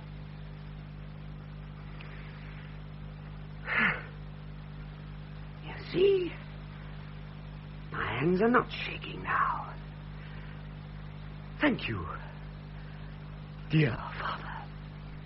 I am grateful. Sir. Parmenion, I gave orders I was not to be disturbed. Serious, sir. A plot on your life. Go on. A Persian we caught yesterday has confessed under torture that his mission was to secure your death by poison. How is he going to do that? Through an agent. What agent? The Queen Mother of Persia. Poor man, a forlorn mission. His mission was successful, sir. The Queen Mother had promised to do what he asked. How was it to be done? I understand she's in the habit of mixing you some kind of drink every evening. You may have noticed she has not done so tonight. You haven't? Oh, no, sir. I've left her for you to deal with. Have you said anything to her at all? No, sir. I merely had a sentry prevent her from bringing you the drink a few minutes ago. She was angry, I may say. She said it would get cold. Madame! Master? Tell the Queen Mother that I am now ready for my drink. Yes, Master. Here is an account of the interrogation if you wish to confront her with Put it on the table. Now go. Good night, Parmenion. Until dawn. Until dawn. Good night, sir.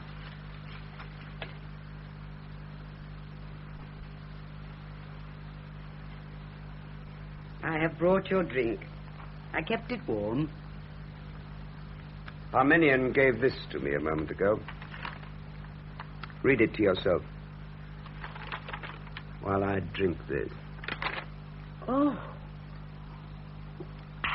Alexander, that was a very foolish thing to do. Why? This report might have been true. Why didn't you kill me? Tomorrow I'm going to try to kill your son. Oh, Alexander. No, don't cry. Please don't cry. Poor dear mother. The Council of the Army thinks it's wrong for me to call you that. They're right. My own mother is 2,000 miles away. I know.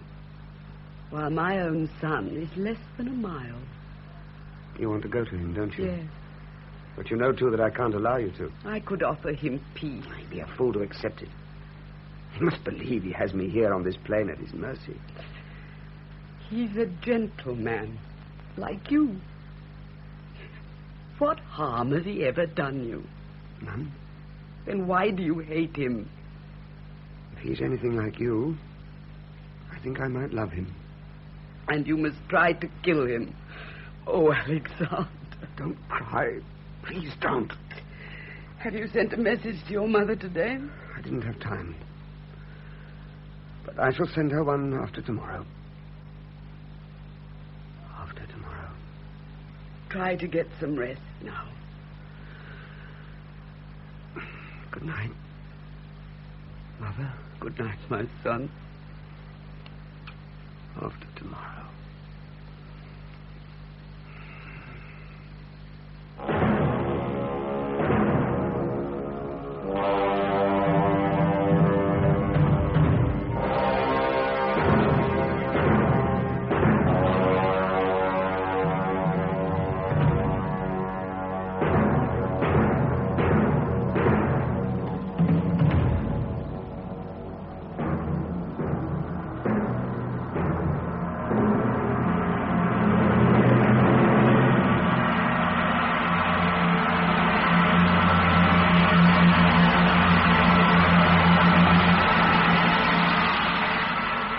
After Gaugamela, our mighty Persian army melted like snow. Then the long flight with King Darius to reach my land of Bactria and safety. Until that morning on the barren Parthian plains, when I came to wake him from the first hour's sleep he'd had in 3 days. The master of the world, sleeping in a farm cart. Darius! Darius, wake up. For heaven's sake, we must start at once. Oh, water. Only a sip. It's precious. Here. That's enough. Oh, no. Please, no. Start. Princess, I command you. Water! No. Alexander is only an hour or two behind me. Majesty, did you hear what I say? Yes, I heard. I've just had word he's riding straight for us. A short way through the open desert. Let me be. Majesty, your men are waiting for your orders. Oh. How many men have I this morning? 300. No more desertions. 300 is a large army. With it, I could conquer the world. If I were Alexander... Reach Bactria, and you can have an army of many, many thousands. Less than a mile away. Riding straight for us. How many? 50. Is Alexander with them? A white horse and a red cloak. Oh, the gods have delivered him into our hands. 50 against 300. No. Get the men into battle formation. No. They're out of hand, sir. Some have ridden off, the others want to surrender. Darius! Darius, order your men to fight! Send from here if you like. Oh. Soldiers of Persia! Hear your king, Darius! Soldiers of Persia! I, Darius, great king of Persia and lord of Asia, command you to lay down your arms and surrender yourselves to Alexander. No. You killed the king. I am your king. Leave it to my horse. Stand your ground, soldier.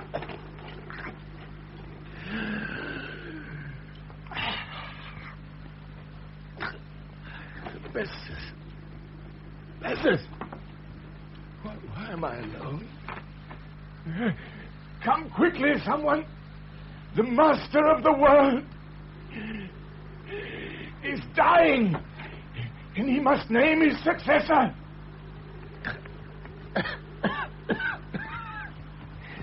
Is it nothing to any of you to whom I bequeath my empire? Come to some.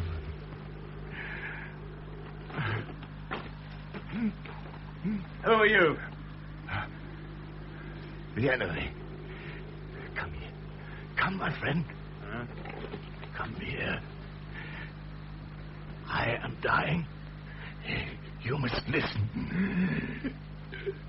to what I have to say. Oh, I'm listening. I, Darius, great king of Persia. Darius? Do you still hear me, Greek? Yes. You hear? I do hereby name as my lawful successor Alexander of Macedon, and I do solemn.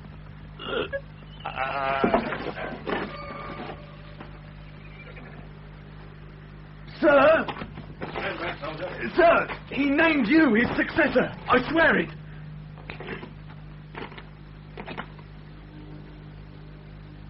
It's Darius. Well, what are you all staring at? Have none of you ever seen a dead Persian before? Chesterton, stay with me. The rest of you, please go. It wasn't you, Darius, that I fought. Try to believe that what I have done, I had to do.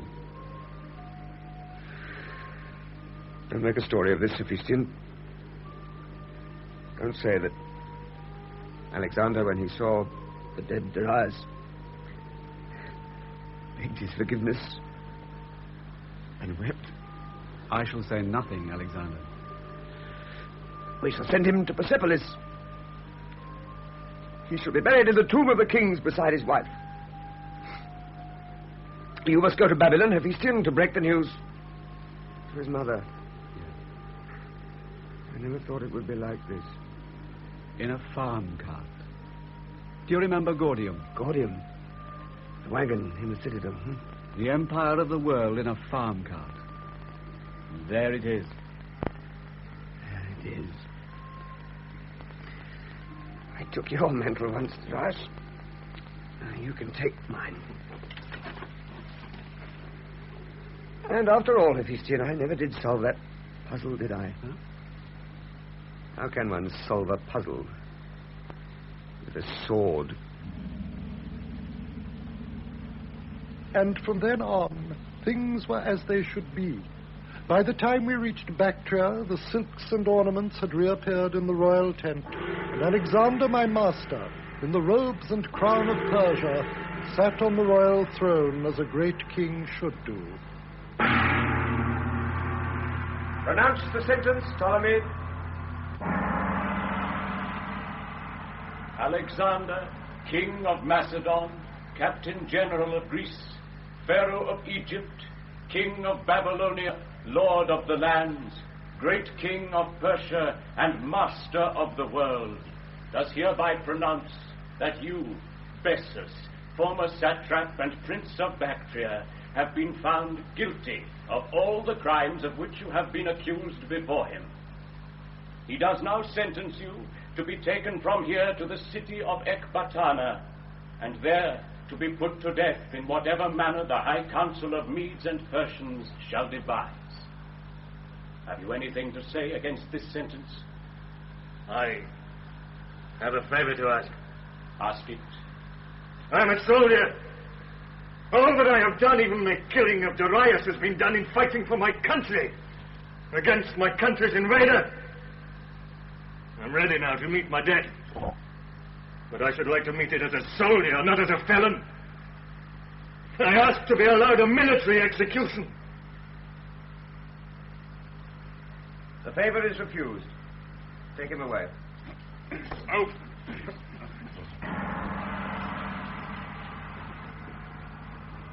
Well, so much for King Artaxerxes the Fourth. May the gods help him. I think you might have granted his request. It wasn't unreasonable. It was unreasonable. He killed Darius. Well? I am the rightful great king of Persia in the true line of succession.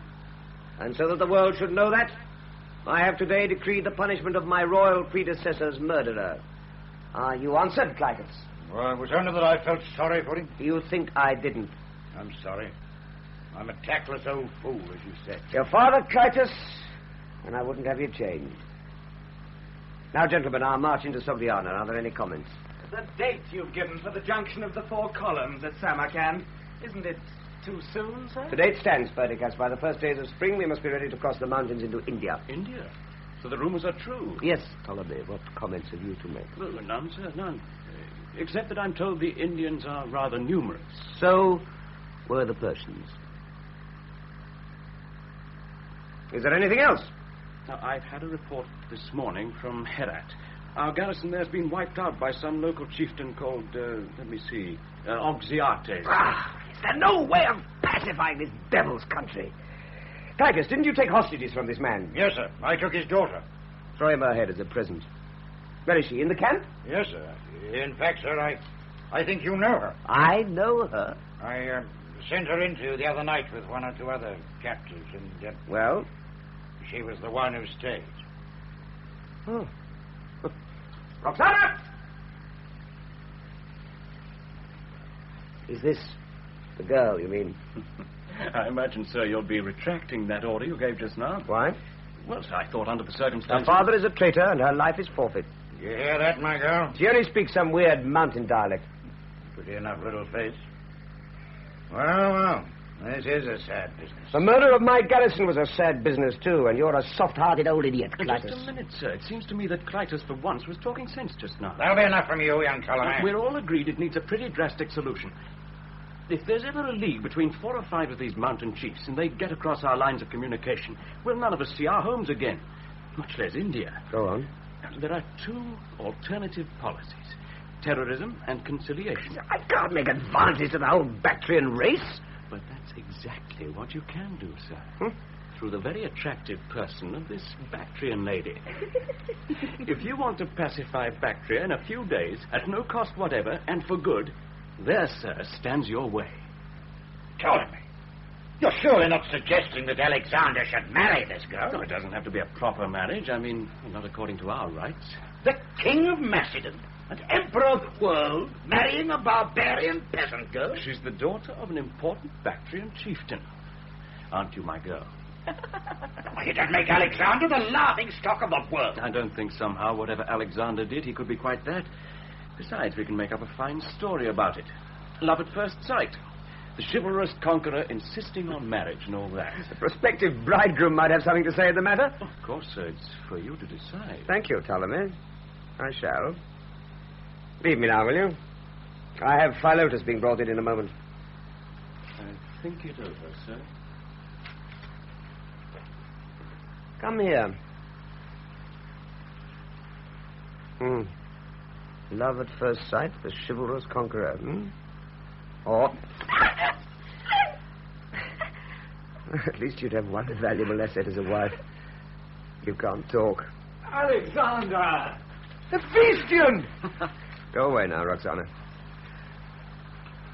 Thank God you're back. Was it a troublesome journey? It was a long one. You've covered a good deal of ground since I saw you last. I shall have covered a lot more in a few months. Tomorrow we march on Samarkand, and then on to the last river.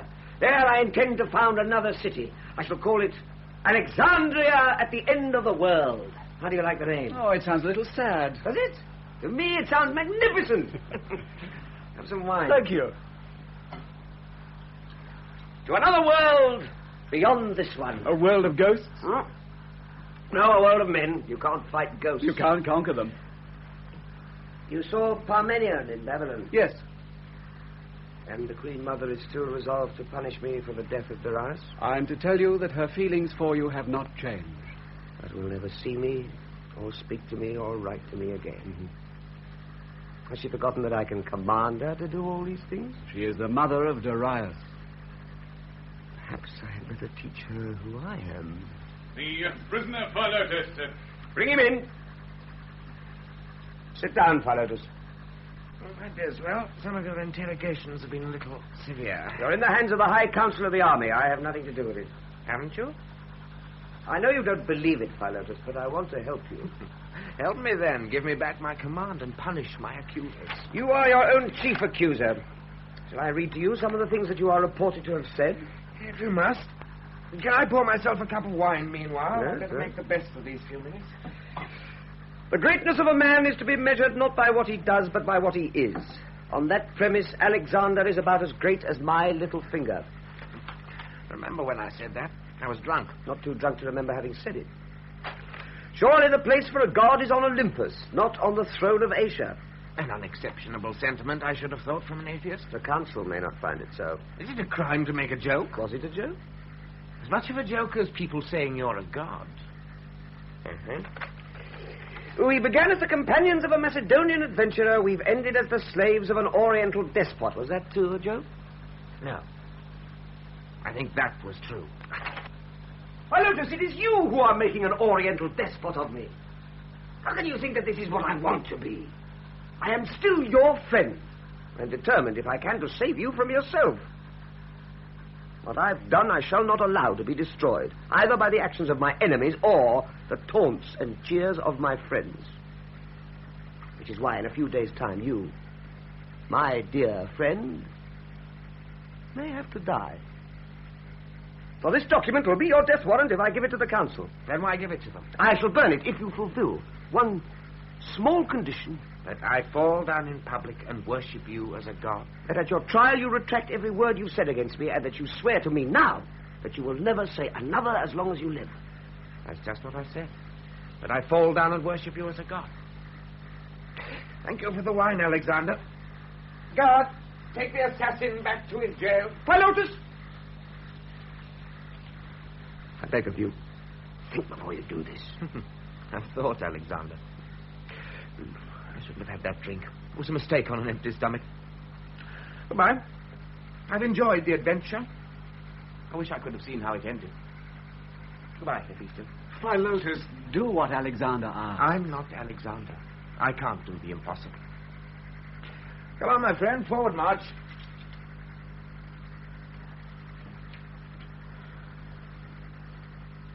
Christian, I am giving you an order. There is no one else I can ask it of. I'm glad of that. You must return to Babylon at once, take a battalion of foot guards and put Parmenion under arrest. Parmenion? He controls the heart of my empire. What makes you think... Oh, God, but you enrage me, Hephaestion, sometimes. Sorry. You will go to Babylon and send a message to Parmenion requiring his presence at the palace. You'd better say that you're ill and you can't go to him yourself. Afterwards, you must read a proclamation to the troops, and it will have my signature and seal on it. I shall declare that I have incontrovertible proof that Parmenion, like his son, had been plotting against me. Had been? He must die resisting arrest. No. There is no other way. No, Alexander. Do you think I'd like to give you that order? Any possible thing to do? Then you must find someone else to do it. You're the only one I can trust. In this you can't trust me. If I went to Babylon, I should betray you. You disobey an order? You could order me now to follow my sword. That I should obey. Even for you, I won't commit murder. This is the moment that Alexander first discovered that he had no friend in all the world. And that from now on, he must stand alone. Leave me now. And for all I care, you need never come back again. Send in Perdiccas! Madai! More wine! Alexander? Oh, Roxana, I'd forgotten you'd appointed yourself my cupbearer. Yes, thank you. What toast shall I give you, eh? Death to all the king's enemies, eh? Oh. That includes, of course, your father, which is rather a pity. Do you love your father, Roxana? Does he love you? You find the very idea ridiculous. And who am I to blame you? Here. Drink to his perdition in a loving cup. Good. Here. Wait a minute, Roxana. You see, in one hand, a ring, a very pretty ring, that belonged to my mother. And in the other hand, a dagger, also a very pretty one, that belonged to my father. Now, let's play a little game. You must choose which hand, the right or the left. Now choose. Understand?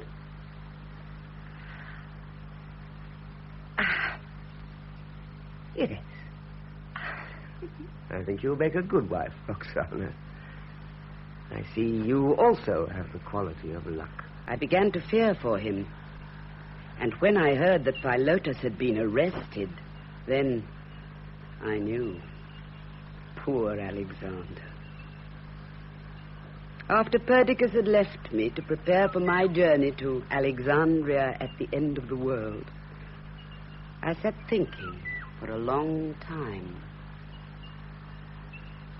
Grandmother, look who I found walking in the gardens. General Parmenion, how good of you to come and see us. I'm afraid it isn't pleasure that's brought me to the palace today, Ma'am. Oh? It's duty. I have to see Perdiccas. You'll find him in the palace. I understood he was ill in bed. He left to take some. And, of course, to my son. Yes, of course. There's a rumor the young scamp's in trouble. Been cheeking Alexander again, I expect. Look, Grandmother. There are some of Alexander's own foot guards. I expect they're guarding General Perdiccas. Oh, is he very important? Very important. Perdiccas important? First I've heard of it. General Parmenion, which gate did you use? I took the liberty of coming through your private apartments. I hope you don't mind. Did anyone see you? No. Will you go back at once to your own headquarters using the same gate? But, Ma'am... And send down a message to Perdiccas saying that you are ill and that he must come to you. But I'm not ill. Neither is Perdiccas. No. No more he is. Please, General, please, do what I ask. Grandmother, is there anything wrong? No, dear. General, I know you understand me. Why, I wonder? Why? General, this may be all my imagination. Is my son dead? No, General, I don't think so. I believe he is. Try not to think of him at the moment. Think of yourself. Yes, I mustn't I? When you see Alexander, give him this medallion for me, will you? He gave it to me after Isis. He might like to have it back. Goodbye, Mom, and thank you for being a very true friend. Goodbye, my little lady. Take care of yourself. Goodbye. If I may leave this... Your sword, General. You're not going to... I'm going to see Perdiccas. He has a message for me from Alexander. So, of course, I shan't need my sword. Oh. Goodbye.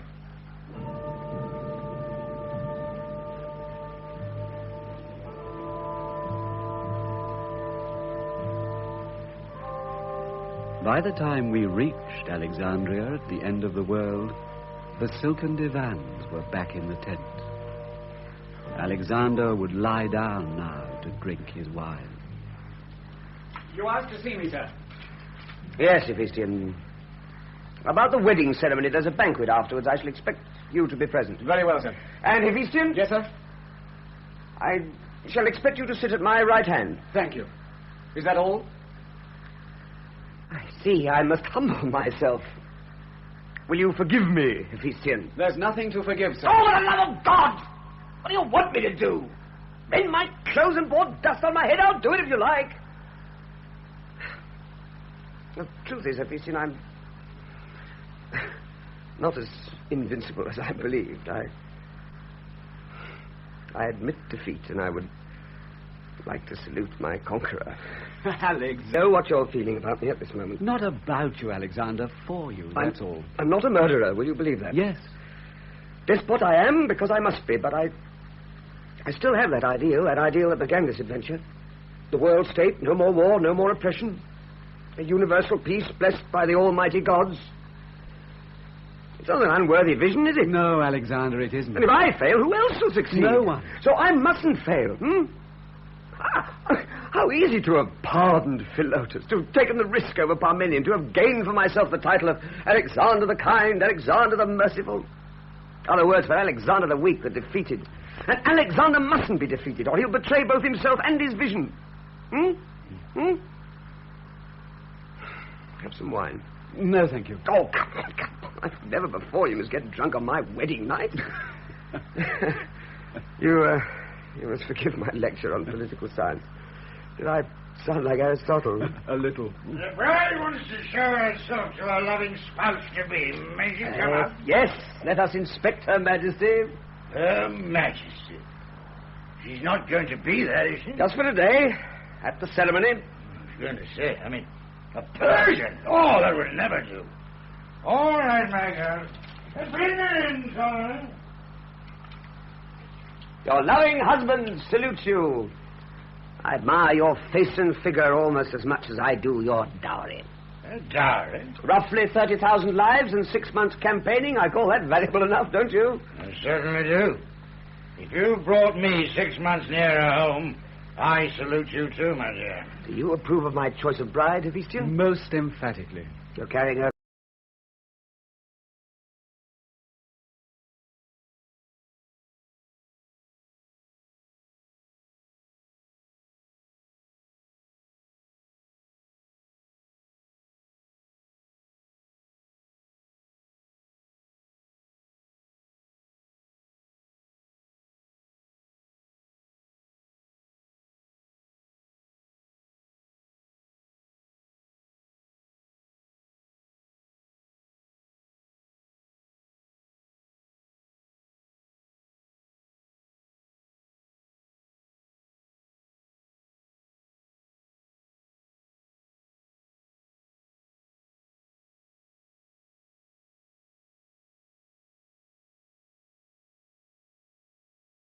down in the procession this evening, aren't you? No, it's yours I'm carrying.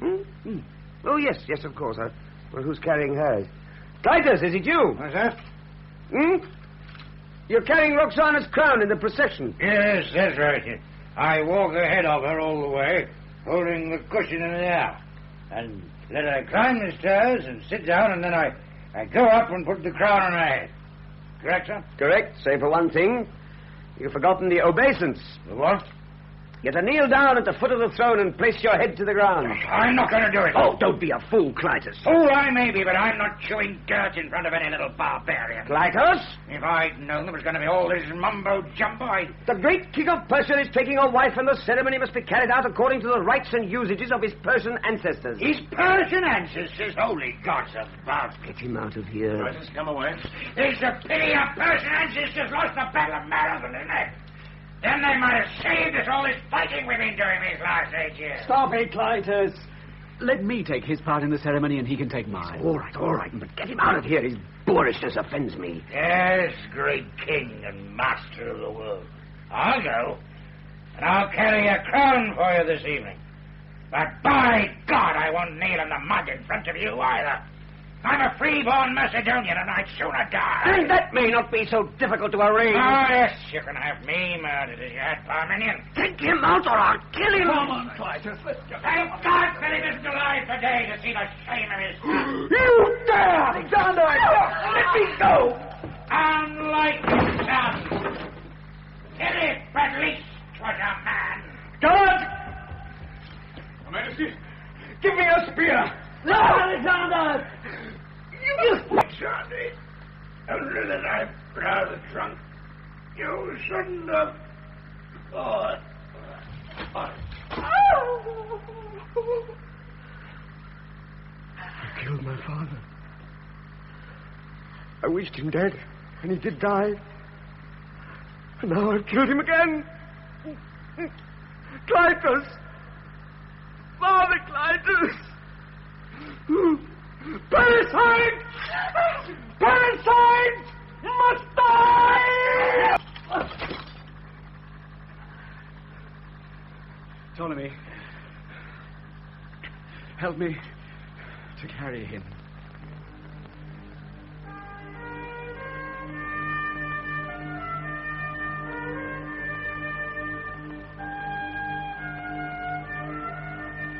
Yes, it had gone wrong by then. It was 10 days later when I arrived to find Hephaestion supervising the dismantling of the tent. Perdiccas, thank God you're back. I thought you were going to... But that's madness. It's far too early in the year. Even the foothills will be snowed up. We must hope the gods are kind. What's made him change his mind like this? Clytus? You heard about that? Yes, we've caught a couple of deserters. Was Alexander going to move off without waiting for us, then? Yes, you're 3 days late. What's going to happen to the Queen Mother? Are we supposed to leave her in this place, Alexander at the end of the world, or whatever it's called? She's to follow the march to India. She'll never survive that. I've told him so many times. What's the matter with him? Gone off his head or something? How was your commission? Oh, pretty horrible. Necessary, of course. Still, I can't say I enjoyed it. Perdiccas? Yes, sir. Saved yourself a court-martial by a matter of hours. I'm sorry, sir. The rivers are in flood, and I didn't care to take risks with the Queen Mother. Where is she? I arranged her old accommodation. Bring her here. She might be asleep, So sir. might I, but I'm not. Bring her home. Yes, sir. How long to dawn, Christian? About 2 hours. God, but this night is endless. Do you know the order of march? Yes, sir. I've been over it many times. I shall ride Bucephalus tomorrow, as if I were going into battle. Yes, sir. Poor old Bucephalus. Yes, sir. The Queen Mother. All right. Leave me. See that we're not disturbed. Yes, sir. We're not at court. You're in my tent alone, and there's no one watching us. Get out. You look ridiculous. I apologize for the discomforts of the journey. I see. You're going to keep your vow. Very well, as you please. I've no doubt that there will be moments on the march through the Himalayas to India when you may feel inclined to break your decorous silence. Yes, madam. India. You don't suppose that I'd be fool enough to leave an avowed enemy behind me in Babylon? I'm not as mad as that. Some wine? Well, perhaps you'll forgive me if I do. I've no doubt in Babylon you've been hearing rumors that I've become a drunkard. But wine, it doesn't make me drunk. It makes me more clear-headed. What's that in your hand? A medallion? For me? Thank you. I recognize this. It belonged to my father. I remember now. It's dangerous to do such things to me in my present mood. I killed a man the other day with my own hands for less. Well, you'd better go. No, don't pick it up. Let it lie there and rot like its master's body. Go on. Go, be ready to start in 2 hours. Mother! Mother, turn round. Look at me, Mother. Please look at me. You are my prisoner, and I command you. Lift your eyes and look at me. What do you see? Tell me. Am I so very changed? What has happened to me? Only what had to happen to any man who makes himself a god. Thank you at least for speaking to me. Should I not have tried at all? How can I say? You have changed the face of the world, and the world may one day be grateful for your sacrifice. Why did no one warn me of the misery and self-hatred of Godhead? I warned you. But then I had begun the adventure.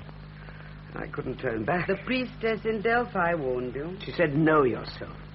But I did know myself then. Is that true, Alexander? Isn't the true reason for your despair at this moment that only now, at last, are you beginning to know yourself? Am I as vile as that? It's not you who are vile. It's what is in you. My devil? Yes. And my devil is hatred. Of a man who is dead. And all I have done adds up to no more than the antics of a little boy who has tried to show his father that he too can be a man. And has succeeded so well that now he has ceased to be a little boy and become his own father. Gods in heaven, what a revenge! Do you hear that, Father Philip? There's a joke for you to relish. Philip drinks to Philip, drunkard to drunkard, despot to despot, murderer to murderer. Has my vision then always been false? No, Alexander, not your vision. Only what gave it birth. I know. And must I still go on? Until the end. It will be hard to bear. You will bear it. The world is so small. Why isn't there another world to conquer? It's only when I have action that I can forget who I am and what I have become. May the gods yet grant me an early death in battle. In India, perhaps. Perhaps. But whatever the gods may grant you, you must accept and endure without complaint. That is the price you have to pay for making yourself one of them. Thank you. Oh, thank you for coming back to me. And don't leave me alone in the dark again. My son. I humbly beg pardon, sir, but I've been asked to present a petition to you from the 2nd Division of Thessalonian Horse. They beg to be allowed the honor of leading the march on India. Their request is granted. Yes, sir. And Pericus, you will join us in India at the earliest opportunity. Join you? Yes, from Babylon. But I've just come from Babylon. And you're going back there tomorrow. You're to escort the Queen Mother. Gods above, it's all of 1,000. All right, Pericus. Yes, sir. I shall come to your tent to say goodbye and to thank you. For what? For breaking your vow. I'd forgotten my vow. Another conquest for Alexander. The greatest he will ever make. By far. Good night, brother.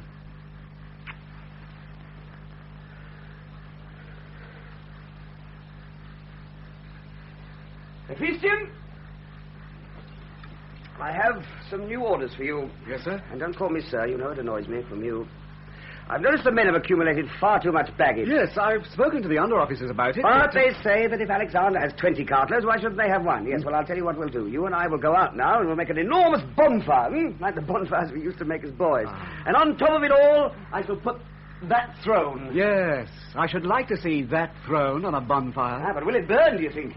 I pray to the gods it will. And so do I, Hephaestion. So do I.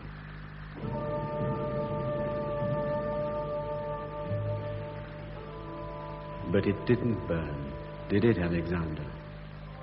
And the gods must have looked down and laughed at us.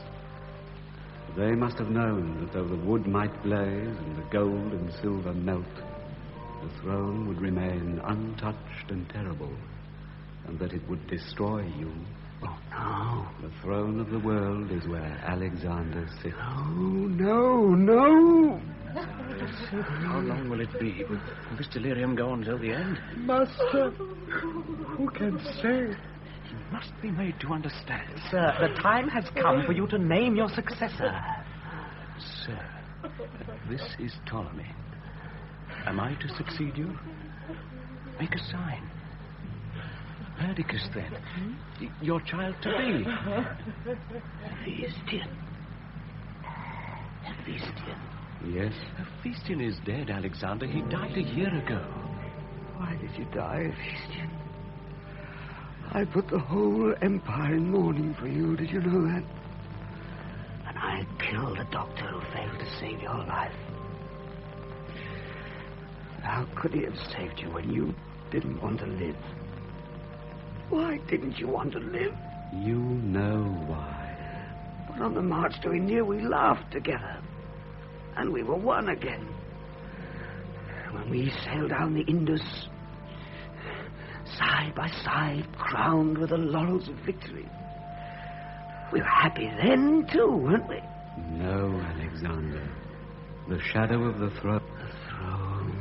The throne. Yes, sir. The throne. To whom do you bequeath the throne? I caught a little fever swimming.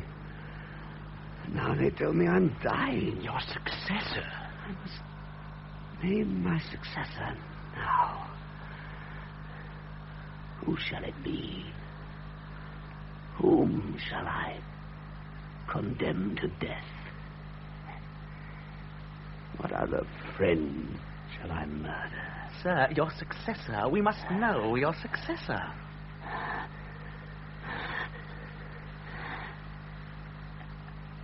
Zeus. Zeus is on Olympus. He is my successor. Let the father of all the gods carry the burden from now on. Mother. I'm here, Alexander. Let me sleep. You shall sleep. The adventure is over now, isn't it? Yes, it's over now. What a pity. I've shown him, though. Haven't I, Mother? I've shown him. Yes, my son. You've shown him.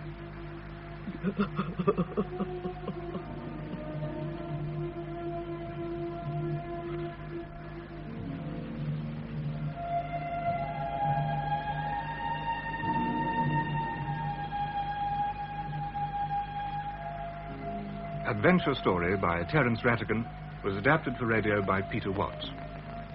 Paul Daneman played Alexander the Great and Margaret Rawlings, the Queen Mother of Persia. The part of General Parmenion was played by David March, Clitus by Francis de Wolfe, and Philotas by Nigel Graham. Hephaestion was played by David Brierley, Darius, King of Persia, by John Justin, and Philip of Macedon by John Wise. Prince Bessus was Anthony Jackson, Perdiccas, Christopher Bidmead, Ptolemy, Michael Harbour, and Mazares, Harold Casket. The Pythia of Delphi was played by Margaret Robertson, Queen Statira by Barbara Mitchell, and Princess Statira by Sian Davis. Other parts were played by Alexander John, Christopher Bidmead, Michael Harbour, and Margaret Robertson. The play was produced by John Powell.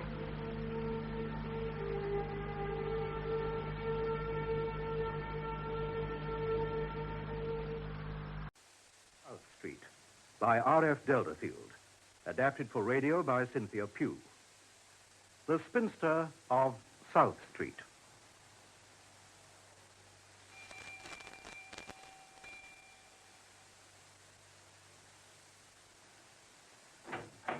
Yes, madam? Ah, Temperance. Is my niece asleep? Oh, no, Mrs. Smith. Dr. Sutherland's in there reading a booklet to her. What sort of booklet? Oh, something about dysentery, ma'am. Oh, that fool of a doctor. What good will he ever do her? Oh, it isn't Dr. Sutherland's fault, ma'am. She threatened to get out of bed and fetch it if he wouldn't read it to her. Oh, she has been difficult today. Don't you think another doctor... Oh, what doctor exists that couldn't be coiled round her little finger in 2 minutes? No, Sutherland's the best of a bad job. At least he's one of us and in a position to shout at her. Take that tray away. Yes, and then help me to tidy the room. It isn't fit to receive cannibals, let alone cabinet ministers. Yes, ma'am.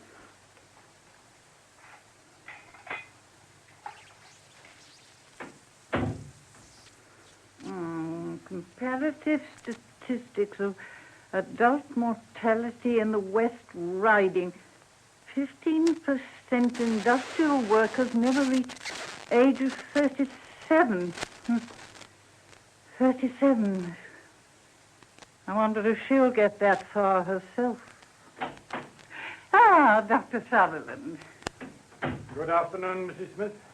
How is she? About the same. I had to read a chapter of Oriental epidemics before she'd even promised to rest. Oh, we can't let her burn herself out like this. Sometimes I wonder whether she'll burn us out first. Ever since she returned from the Crimea, she's been goading herself along the road to complete collapse. She can't go on indefinitely. That's what I used to say at Scutari. I remember coming ashore dog-tired and getting my first glimpse of her. She was helping one of the butchers perform an amputation. I had a physical shock when I saw her face. It was a living death's head. 6 hours later, I took some letters and in writing reports, 12 foolscap pages of them. I said to myself, she can't last a week. And that was over 2 years ago. Hello, here's Sidney Herbert's carriage. She ought to have had a long holiday immediately she returned. Instead of that, she posts off to Scotland to plague the Queen and Lord Panmure into starting a royal commission. She says the public are behind her now. In 6 months, they'd forget her. Fiddlesticks, they won't ever forget her. No, but I see what she means. Public opinion is her deadliest weapon, and time blunts it all too quickly. Dr. Sutherland, I believe you encourage her obstinacy. She doesn't need any encouragement, Mrs. Smith. I'm thinking she's the most pig-headed female God's made since he salted Lot's wife. Lord Herbert is below, ma'am. Very well, show him up. No, tidy up these papers. I'll bring him up here myself. Oh, here, Temperance, you've dropped one. Oh, what is it? Ground plan of proposed military hospital at Netley. Interested in hospitals, Temperance? No, sir. No, not really. They make for so much untidiness. By George, you're right. Besides, they stink. Not Miss Nightingale's hospital, sir. Oh, yes, Temperance, even Miss Nightingale's, for the first day or two. Don't want to be a nurse, I suppose? Lord, no, sir. I faint at the sight of blood. I expect Miss Nightingale did, until she saw it in torrents. Oh, no, sir. Miss Nightingale wouldn't faint. She's a lady. Besides, she's different. Different? Aye, that's it. Different. Come in, Sidney. Oh, John, delighted to see you. And I you, Sidney. Welcome to the little war cabinet. Is that what they call us? Not us, Sidney. We're only orderlies. Is the Secretary for War really coming? Ultimately. Today he's sending Dr. Andrew Smith, Chief of the Army Medical Department. Smith is to discuss the agenda for next week's committee meeting. How does she do it? A woman, not even married, a permanent invalid, apparently dying. Yet she makes the most pig-headed old buffers in British politics dance attendance on her. I hope they know foreigners won't be present at the preliminary discussion. But surely there's no point in the meeting if Florence doesn't attend. I think there is. We'll get far more out of the Army Medical Department if they know there's a door between her and the conference. And what's a door to the... She knows that better than any of us, but try and drive it home to her. She'll tell you that her ill health is the reason for this urgency.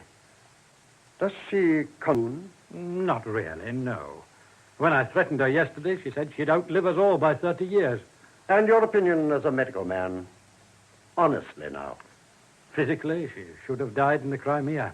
And several times since. But she seems to live on nervous energy. And there are no limits to her reserves. Sometimes I think she'll pass away in her sleep. Other times I think she isn't ill at all. Not ill? Come now, John. Not ill at all, just masquerading in order to get more privacy. She doesn't only use her own vitality. She draws on others, Lord Herbert. Why, bless you, Arthur, she isn't a vampire. Not a vampire? Then why do I come out of that room of hers feeling as though I'd given a pint of blood and a year of my life at each session? How is it that I can't write about anything except septic tanks and sewers and decks and sewers and death rates and plague since I first surrendered? What's happened to my conception of art, beauty, and literature? Why do I despise myself for ever wanting to translate these things in terms of words alone? If you have a mission of that nature, Arthur, I'm not at all sure you shouldn't leave us and fulfill it. That's the rub, Lord Herbert. I haven't such a mission any longer. She took charge of it and substituted sordid reality for beautiful dreams. New lamps for old. Hygiene for the Hesperides. She put pity in place of it. Don't forget that, Arthur. The carriage outside now. Temperance. It'll be Dr. Smith. Did you call me, Ma'am? Through the gentleman upstairs. Leave his cloak in the lobby. Yeah, very good, Ma'am. I could still tell him Florence is too ill to be disturbed. She won't be disturbed, I promise you. Thank you, Lord Herbert. I can trust you. In here, sir. Oh, thank you. Good morning, gentlemen. Dr. Smith, this is uncommonly good of you. Dr. Sutherland, you met, of course. Yes, how do you do, Sutherland? Mr. Arthur. Sutherland, we haven't seen you at Whitehall in months. Where do you hibernate these days? In here, mostly. Haven't had a minute's freedom since my lord here sent me to that infernal Turkish abattoir. Miss Nightingale sees to that. I hear the good lady's been indefatigable. You mustn't put too great a strain on her, you know. We never know when there's another Crimea around the corner. Miss Nightingale is gravely indisposed, Dr. Smith. I'm sorry to hear it. Am I to understand that she cannot attend today? I'm afraid not. Oh, then an indefinite postponement would be the best thing. Miss Nightingale would, I feel certain, be greatly opposed to any further delay. We have all the necessary data for the discussion of the principal problem. I see no reason why we shouldn't proceed with preliminaries. What do you say, Smith? As you wish. There's no harm in mere discussion. Good. Well, you are aware, of course, that on her return, Miss Nightingale approached the Secretary for War with a request for some sort of commission to determine how to reform military nursing based on her observations in the Crimea. Reform it? Everyone associated with nursing the sick and wounded in the Crimea came home determined to expose certain lamentable inadequacies in our present system. Lord Herbert, gentlemen, let there be no misunderstanding. As Chief of the Military Medical Department, I must tell you that I and my colleagues resent the implication that the system needs shielding from the light of public investigation. Dr. Smith, it must be clear, even in Whitehall, that the system needs dragging into the open by its ears, that Britain might see what a monstrously evil thing it really is. Dr. Sutherland, I object to that statement. As Chief... Gentlemen, please. Let us have done with recriminations and learn from the mistakes of the past. Miss Nightingale has already been promised a royal commission. In principle. But we've no intention of conducting a public inquest on governmental errors which must inevitably occur when an empire of this size goes to war. Precisely. What we are here to determine is the personnel of the Board of Inquiry, and Mr. Clough has a list of Miss Nightingale's nominees. Her nominees are Dr. William Farr, General Stork, Mr. Augustus Stafford, and Dr. John Sutherland. But I was given to understand that the commission was to consist of army medical men only. Dr. Sutherland's services as a sanitary expert are widely known, but his official and medical experience hardly justify his inclusion on a body of this importance. Miss Nightingale feels that medical and sanitary problems are closely interlocked. Oh, this is quite ridiculous. If there's to be an inquiry at all, we feel that the board must be exclusively composed of permanent members of the military medical staff. But those are the very people who stop at nothing to mask the true facts, Dr. Smith. Dr. Sutherland, I most bitterly resent the implication behind that remark. Of course you do, Dr. Smith, because it is the very beginning of the truth. Florence, I beg of you. This is gross disobedience. Go away, both of you. I'm not going to let a door stand between me and my plans. Whatever Miss Nightingale may say to the contrary, it must be obvious that she's in no condition to discuss these projects.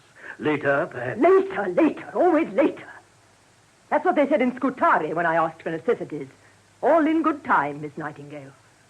But men didn't die in good time. They died all the time, every minute of the night and day, when a word from some stupid ape in Whitehall could have saved the lives of 80%.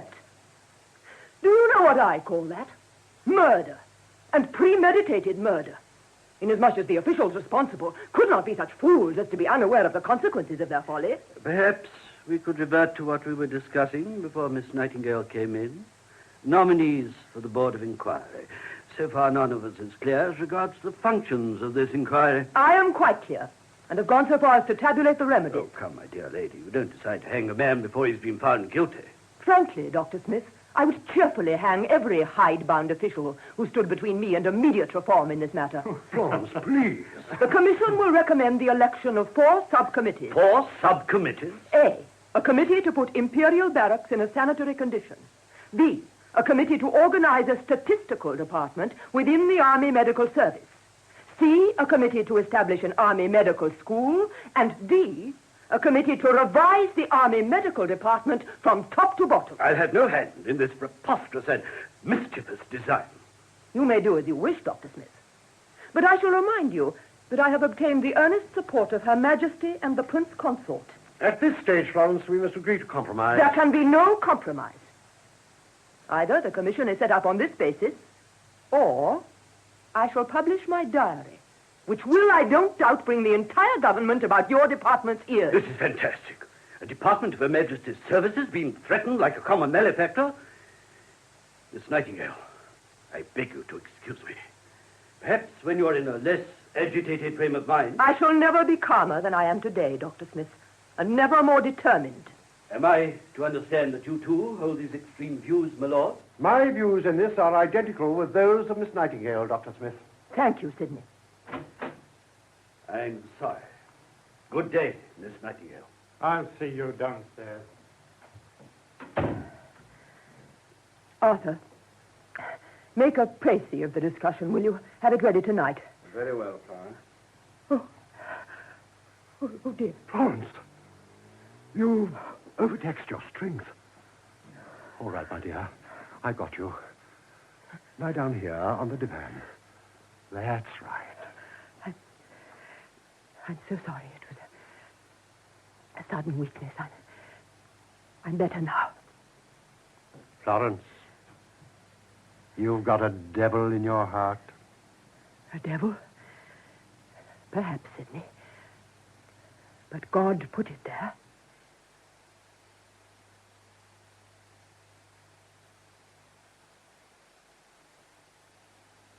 Here's another report, Doctor. One we missed. What's the journal? One of the new fashion papers, the Distaff Sun. Oh, good heavens. Came out early last week. Look, July 1857. Go on, Aunt May, read it. Miss Nightingale did not appear in any way overawed by the majesty of the proceedings, and appeared also to be quite unconscious of the fact that she was the first member of the weaker sex, weaker indeed, to take an active part in the inquiry. This in a woman of lesser... Well, go on. Well, then, it gives a full description of what she wore. What she what? Wore. Clothes, you old buffer. What the devil's that got to do with it? The people who read this sort of paper will positively revel in the description. And it's an awful pity I didn't give my evidence in the kilt.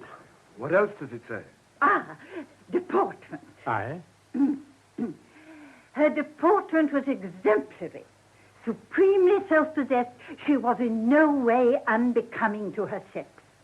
Speaking in well-modulated, gentle tones, which made the maximum impression on all present, she presented facts gleaned in the harrowing field of experience, and having presented them, one felt she was confident to leave her assembly to the wider judgment of the men. Have the goodness to burn that rubbish, John Sutherland. Burn it? Not I. If you don't appreciate its true value, I do. And what praise the value of a spurious piece of nonsense like that? The French have a word for it, Florence.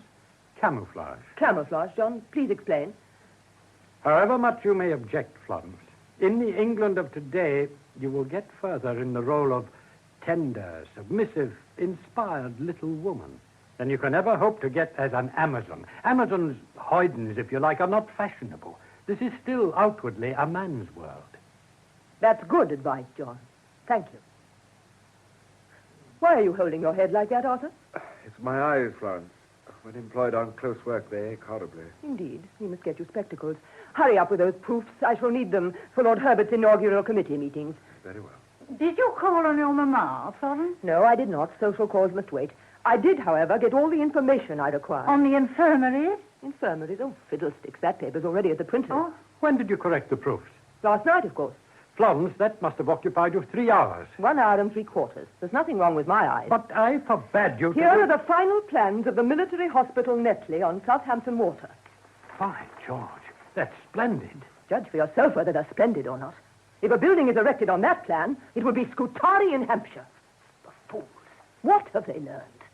Sick and convalescent rooms without any more ventilation than a dungeon, and every patient's window facing northeast. These plans are passed, and the work's in hand. What can we do now?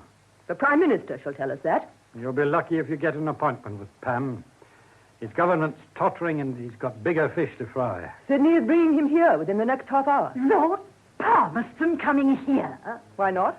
But he's the Prime Minister. And if the care of the military sick is not the concern of the Prime Minister, Aunt May, I should like to know whose business it is. Very idea. Now, stop dithering, woman. Go and make yourself presentable for Pam. I'm not going to receive him. John and I will receive him. Arthur, take your work into the annex. Aunt May shall read out to you. You'll write more quickly. Very well, Florence. Good gracious, I almost forgot. There's a young woman downstairs waiting to see you. I won't see anyone without an appointment. Let her write like everyone else. She has written. You tore up her letter. She's called 11 times in 5 days. Oh, yes, I remember. A stupid notion to become a nurse. You had just such a stupid notion yourself not 100 years ago, Florence. I did, John Sutherland. But before I began to pester busy people, I trained in the profession to a certain degree of proficiency. Moreover, I prayed to God every night for guidance. Perhaps this young woman has done these things. Nonsense. I passed her in the hall. She was far too fashionably dressed to have prayed for anything but a handsome husband. Send her away, please, Aunt May. All right, I will. Poor Aunt May. You bully her unmercifully. When she needs it. She'd let any stage-struck hussy in here. Now I must pretty myself for the part, John. Ah, me. I sometimes say to myself, John Sutherland, how does it come that you submit to petticoat government half a century before your fellow countrymen? Dear John, you're a real help. You and Sidney. Aye, but I sometimes feel a bit worried over Sidney. He's looking very pale and sickly these days. Nonsense. All Englishmen with incomes over 2,000 a year have pale complexions. It's a statistical fact. I'll not argue about statistics with you, Flo. You've too big a start on a man. I'll away and help Arthur until Pam shows up. Very well, John. I'll send Temperance for you when he arrives.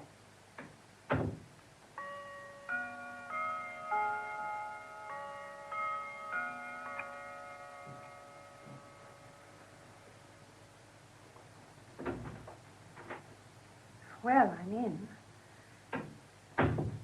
Where is she, I wonder? Oh, dear, I wish I weren't so nervous. Pull yourself together, Margaret Douglas. She can't eat you. Oh. How did you get in here? Who are you? Please, I beg of you, give me 2 minutes before you put me out. Come over here. No, come on. I won't eat you, child. Oh, Miss Nightingale, Yes, I know. You want to be a nurse and watch by the bedside of shattered young heroes. Oh, I can guess the reason. Your ego, diverted by some trifling incident, a tiff with Papa, a lover's quarrel perhaps, is taking an unconventional course, which happens to present itself in nursing simply because nursing is getting a good deal of sentimental publicity just now. What do the women of Britain take me for? An imperial safety valve? No. Sit down. You have a letter of recommendation, I believe. From General Stork. Here it is. Of good family, sound physique, inspired by your work in the Crimea, and so on and so on. Do you know what is expected of a nurse, young woman? I want to begin at the beginning, Miss Nightingale. You could hardly begin anywhere else. What facilities have I got for training in this Augean stables of an empire? Well, they told me you were contemplating a school of nurses at St. Thomas's Hospital. And supposing I am? How long would a woman of your milieu stand the rigors of such an exacting life? Well, General Stork led me to believe you preferred women of good family, Miss Nightingale. Yes, providing they dedicate their lives to the work in the same spirit of resolve and renunciation one expects of a nun taking final vows, and providing they have nothing in their past or present to distract their purpose. Can this be said of you? Yes, Miss Nightingale. You have no attachments, no desire for marriage, children? No, Miss Nightingale, none. None now. What of the past? It's all behind me. Aha! I was right. Miss Douglas, you have a broken heart. We cannot place confidence in broken hearts. They mend too quickly. I had plans for a marriage, but I renounced them voluntarily. There was no quarrel, no obstacle, nothing to prevent a secure and conventional alliance. I put it aside. I defied my parents, my friends, my fiancé. I did it because I knew about you. Don't imagine I can't understand, child. I was 34 before I screwed up courage to fly in the face of convention. But I did it with my eyes wide open. I studied nursing in secret for years. You would find me equally indefatigable, Miss Nightingale. Yes, the spirit is willing enough, I can see that. But there's more required of the flesh than even an enthusiast could dream. Could you empty the slops of 500 verminous men every day for 6 months? Could you distract a man's attention while a surgeon sawed through the shattered bone of his leg? These are some of the things we nurses have to do. It's no life for a weakling. If I were a weakling, I should never have got so far as this room. No, that's true. Leave your address with my secretary, Mr. Clough, on the way down. I'll write to you when to report to St. Thomas's. In the meantime, study this handbook. Know it by heart by the time we meet again. Oh, Miss Nightingale, you'll never regret it. I hope not. The rest depends on yourself. You rang, miss? Yes, Temperance. Show this young lady downstairs. Goodbye, Miss Nightingale. Goodbye. Oh, Temperance. Yes, miss? Send for the carpenters and have them fit a lock on the backstairs door. The public are beginning to mistake this room for a museum. Oh, well, very good, miss. Who was that? A very practical dreamer, John. I see.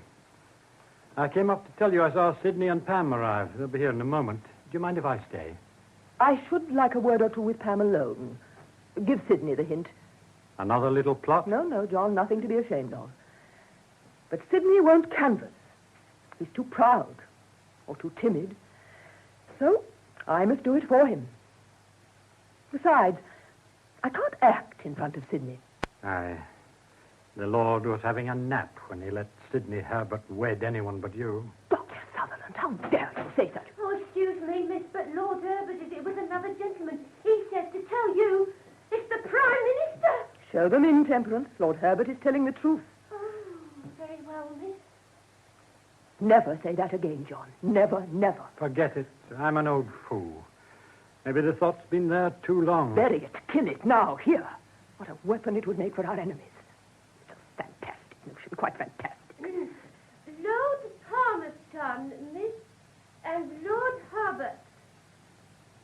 This is a great honor, my lord. Come, Florence, keep the poses for the unconquered. It is from me that the courtesy should come. My heartiest congratulations, my dear. I intend to kiss you. Sidney. Yes, John. She wants a word with him alone. I see. Well, I'll do what I can. That report of yours is the finest thing of its kind we've ever had. Yes, it's a fine report, my lord. It is indeed. I suppose you know you've sent all the army doctors into hiding, young lady. I did hear it whispered that some of them were suffering from gout, my lord. Oh, is that what they call it? I must remember the malady when my government is forced out of office. Seriously, though, Florence, your commission has stirred a hornet's nest in Whitehall. Why, even the clerks are plucking up sufficient courage to ask for a new quill when there's at least a week's wear left in the old one. And now, I believe, you intend taking a holiday. That, my lord, depends on you. On me? Herbert, old fellow, will you explain? Florence will do her own explaining, my lord. I leave you to her. Come, Sutherland. What thunderbolt may we expect now, Florence? I wanted you to have a look at this plan, my lord. Ah, Netley Hospital. Work is about to begin on building. We have learned some of your Napoleonic tactics, Florence. My lord, in this case I urge caution rather than speed. Caution? You? This entire plan is outmoded. We have alternative plans, superior in every respect. Oh, maybe, but this is a War Office concern. And you are still officially unrecognized in every sphere but nursing. Is a hospital outside the sphere of nursing? As it stands, this building is more the concern of the prison commissioners. My lord, it was you who prevailed upon Papa to give me my initial opening. Tell me, have I not justified that faith?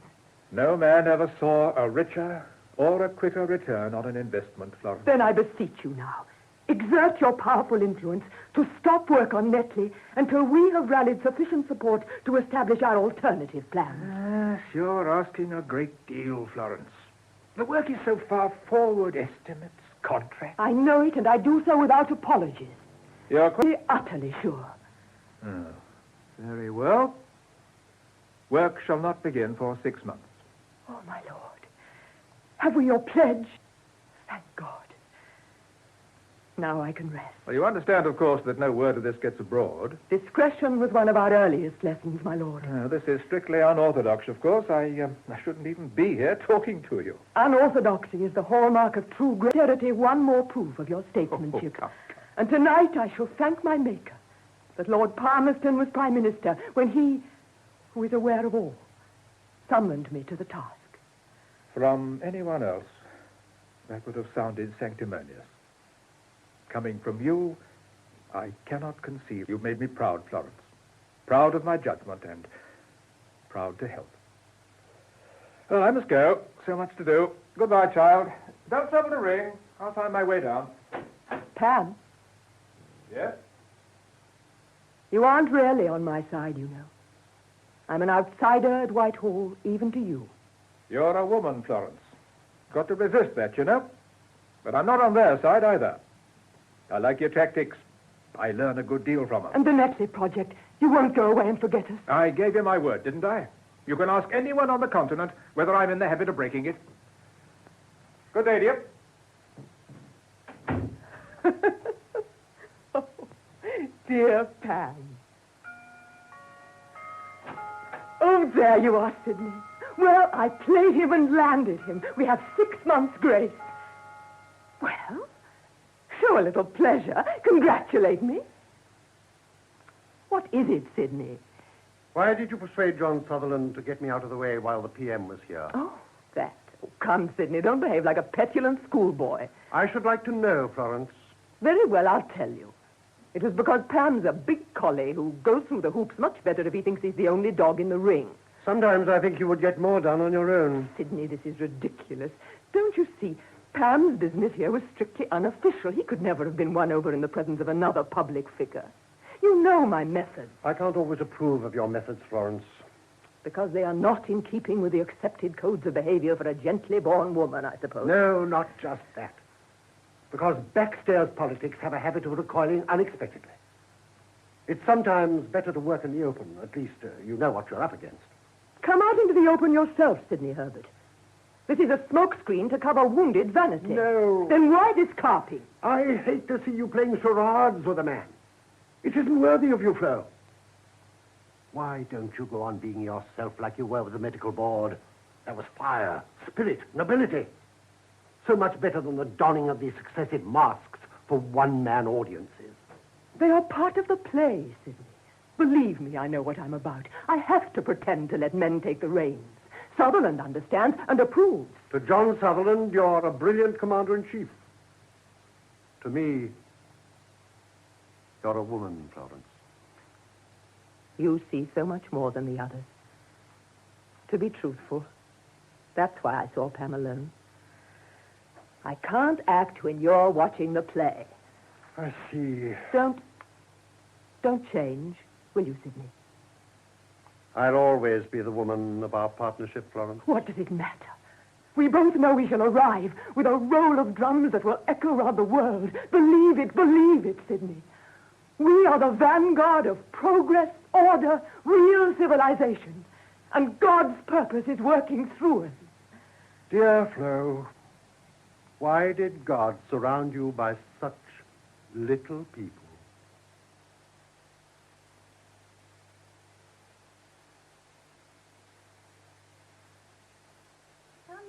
Come in, Peter Village. Thank you, Mom. Just wait here for a moment and I'll see if Miss Nightingale's in the annex. I can't imagine where that fuzzy Temperance has gone. She should have shown you up. Temperance? The little maid with the pearl teeth. Here? Yes, Temperance, the little maid with the... Peter Grillage, you rascal. And Temperance... God bless her soul, I'm beginning... Temperance and a foreigner. Huh? Just wait until Miss Nightingale hears about this. She'll pearly teeth the pair of you, I can assure you. Temperance! Temperance! Catch her! I'll be back in a moment, Miss Florence. Did you call Mrs. Smith, Mom? Oh, she's not in. No, but I am. Oh, my little Temperance. How dare you kiss me? How dare you? Miss Party, she sent me. She say, Peter tell Miss Florence to you if I come. So I whip horses all the way.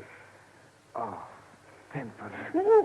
Peter, you mustn't kiss me. Well, not here anyway. Look, Miss Florence is in there dressing. Then we whisper. Oh, no, we don't. Now, listen, Peter. I mustn't stay here. Look, if Miss Florence caught me with you, I'd get dismissed. And I a shame into the bargain. Now, bigger boy, you stay here. I'll tell Miss Florence you've got a message from her sister. No. Oh. Peter not see us, Temperance. 1 to 3 months. Oh, I can see you later. Any time. You come back? Yes, I promise. Another kiss. Then I'll let you go for a little time. Oh, very well. Hurry up, then. What is this? Oh, Miss Florence, Temperance, come back here at once. Yes, miss? Now then, will one of you have the goodness to explain this extraordinary scene? Miss Partenemy, she sent me to say she comes. Never mind my sister Parthenope, Peter Grillage. What relationship exists between you and my maid? Not understand. Come, you understand me very well. Don't pretend I wasted my time teaching you English. Has he proposed marriage to you, Temperance? Marriage? Oh, Miss Nightingale. Oh, come now, Temperance. From what I know of you, he certainly wouldn't have made that much progress without some sort of declaration of his intentions. Oh, Miss Nightingale. Oh, Miss Nightingale. It's intolerable, this mock modesty among English women of all classes. Peter Grillage, I want you to tell me the truth. You understand what I mean by truth, don't you? Yes, Miss Nightingale. Very well, then. Do you intend to marry Temperance Hatcher, my maid? Peter, marry Temperance? Oh, good. Look, Mrs. don't know what he's saying. Oh, yes, he does, and you have every intention of hearing him say it, you minx. When did this attachment first manifest itself, and why wasn't I informed immediately? Oh, well, Miss Nightingale, it was when you went down to Embley Park in the autumn. First he wanted to learn how to speak properly. I felt sorry for him, being a stranger here and sort of tongue-tied. So I said I'd teach him, and I did try. I was foolish, I know, because he wouldn't listen to any of the proper polite talk. He kept making advances. I did try and restrain him, miss, but when I made him understand that he didn't go about it like that over here and he ought to be open and honourable about it, he wanted to marry me there and then and tell you everything, seeing as how you'd adopted him and was mother and father to him. What, so to speak, miss? That was very proper of him. Thank you, Peter. Tell me, Temperance, what prevented you from following such excellent advice? Oh, I didn't dare, miss. You coquette. Of course you'd have dared, but you enjoyed keeping the poor boy on tenterhooks. Peter, you shall marry her at once. I will arrange everything. But I haven't even thought it over, miss. Very well, think it over while Peter and I make the necessary arrangements. Now, where shall the ceremony be performed? Here or at Embley? At Embley, miss. It's not a pretty church. Very well. I'm glad about this. Very glad. You'll make him a good wife, and he seems to be much in need of one. Peter, did you understand that? Miss Nightingale says we can be married soon.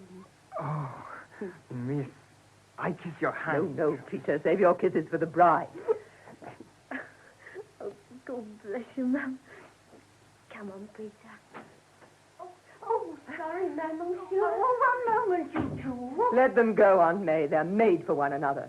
She'll make an Englishman of him in less than 12 months. Then you knew about it? I just arranged it, dear. They're going to be married at Embley. Married? When? How should I know? Can't they make their own plans? They'd be the first that ever did in this household. I can't bear untidy lives. That's why I'm approving of Parthenope's marriage when she calls here this afternoon. Parthenope? To heaven, whatever next? When? To whom and why wasn't I told? Aunt May, don't be tiresome. Parthenope hasn't told me yet. Then how in the world did you ferret it out? I didn't ferret it out. Her fiancé told me himself before he proposed to her. Did he come here groveling for your permission? Of course he didn't. Then how do you know your sister accepted him? Well, of course she accepted him.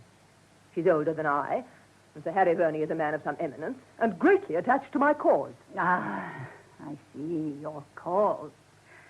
What other recommendations does he possess? He's a widower and middle-aged, but I see no reason why the match should not be quietly successful. Parthenope's carriage is here now, Aunt May. Be so good as to show her up. Temperance is in no condition to receive. Oh, why can't we leave normal lives? Why did I ever get entangled in this bedroom? Lord Herbert sent this letter round by runner from Westminster. It's urgent. Don't go, Arthur. Bad news? There's no answer. Get hold of Sutherland. Lord Herbert should be here himself soon. We meet in this room in 15 minutes. Very well, Father. Here's your sister. Flo, darling. Parthenope, my dear. You two will have lots to talk about. I'll get tea. No, Aunt May. It's very distressing. I'd set this afternoon aside for you, Parthie, but we've got an emergency cabinet meeting. But, Flo, it seems like years. Take tea with Aunt May, dear. Oh. I can only give you 10 minutes now. Oh, you look radiant, Parthie. Leave us, Aunt May, just for a few moments. I'll get tea then. I've a secret, Flo. I wanted a long talk. It's a big secret. Tell me. I'm to be married to Sir Harry Verney. I'm very happy for you, dear. But you aren't surprised. You ought to be. You're the very first after Papa to know. I know Sir Harry, Parthie, and I've a pair of sharp eyes. He's a very worthy man, and you'll make him a very happy one. Oh, dear. I suppose a thing like this seems trifling enough to you. You're so deeply immersed in much bigger things. There isn't any bigger thing than two people before God dedicating their lives to one another, Parthie. You don't mean that, Flo? I do mean it. What can be bigger or more natural or more hopeful than the final choice of a lifelong companion? Someone with whom to share the disappointments and battles that lie in store for all of us. What do those obstacles matter if they face two instead of one right to the very end? And you two weren't thrust at one another like so many women in our position. You found one another. That's as it should be, Parthie. The things you wanted were always so very different, Flo. Were they? Yes, you've never changed. With you it was always work, purpose, power. But I didn't want any of those things. Just a nice husband. Well, Flo, you went out and found your work. But a woman like me can't ask a man to marry her. Most of the women in our class do, in a nice way, of course. I can tell you now, Flo. I never could before. Well, Parthie? I was very jealous of you in the old days. Jealous of me, oh, Parthie. I was a wretched little thing in the old days. No, you were very beautiful, Flo. and all the men clustered round you at Papa's parties on the continent. I remember. Most of the clusterers were bearded philosophers who hummed and hawed over my oddities and went away mumbling weighty conclusions. Not all, Flo. There were young men, handsome young men. I'm perfectly satisfied with my road. I haven't any regrets. Of course not. Of course you haven't, Flo, darling. Here it is. Tea for 3. A nice, strong puff. I said not in here, Aunt May. Oh. You know I've a cabinet meeting. Party, I beg you to excuse me. I'm at a crisis in my fortunes. All right, all right. We'll have it in my room, then. You mustn't mind her, Party, dear. She's not well. Oh, I beg your pardon. Oh, come in, Doctor, come in. Party and I are about to be shown out. This way, Party, dear. Oh, very well, but I must say I think it's a shame. Sidney's here. I met him in the hall. Arthur Clough's coming up, too. Oh, here they are. Hello, Florence, my dear. Sidney, your message arrived 10 minutes since. Are you absolutely sure? Certain. Had it from Palmerston himself in the lobby. Work began again on Netley Hospital a week ago. Our alternative plans weren't even looked at. But I have his word of honor. This is a monstrous thing. I expect he had other things to think about. How can you find excuses for him when he gave his solemn word? He isn't altogether to blame. The army medical nabobs played every trick in the pack. And Pam's position in the House is getting weaker every day. His government won't last a month. Then there might be a chance with a champion in the new cabinet. Florence, face the facts. We've lost the battle of Netley Hospital. It's over. Too late even for a rearguard action. But there are other battles of equal importance we can still win. So long as we don't squander ammunition on a lost cause. Aye, that's sound sense you're talking, Sidney. You're right, Sidney. But they shall never do this to me again. Never. You understand what this means? New tactics, new weapons, any weapons. You've never been too scrupulous in your use of weapons, Flo. But I've always had to use them at long range. From now on, it's point blank. The War Office is going to be reformed from top to bottom, a clean sweep. No more ambushes, no more pleading. Palmerston's government is falling. Good, let it fall. You shall be new Secretary for War, Sidney. And with you in the cabinet, we can't lose. That's the spirit, Florence. One moment. There's something else I learned this afternoon. The Army Medical Chief, Dr. Andrew Smith, is retiring shortly on reaching the age limit. Good. He was always sniping at us. Do you know who succeeds him in the position? Yes. Yes, I do, John. Well, who is it? You made his acquaintance in the Crimea. Sir John Hall, KCB. John Hall? The new chief of the Army Medical Department? That stupid, blundering, hidebound ox? Aye, that's bad. Bad. He can do us untold harm. He can, if he is ever appointed. He's next in seniority. It's a moral certainty. Never, never.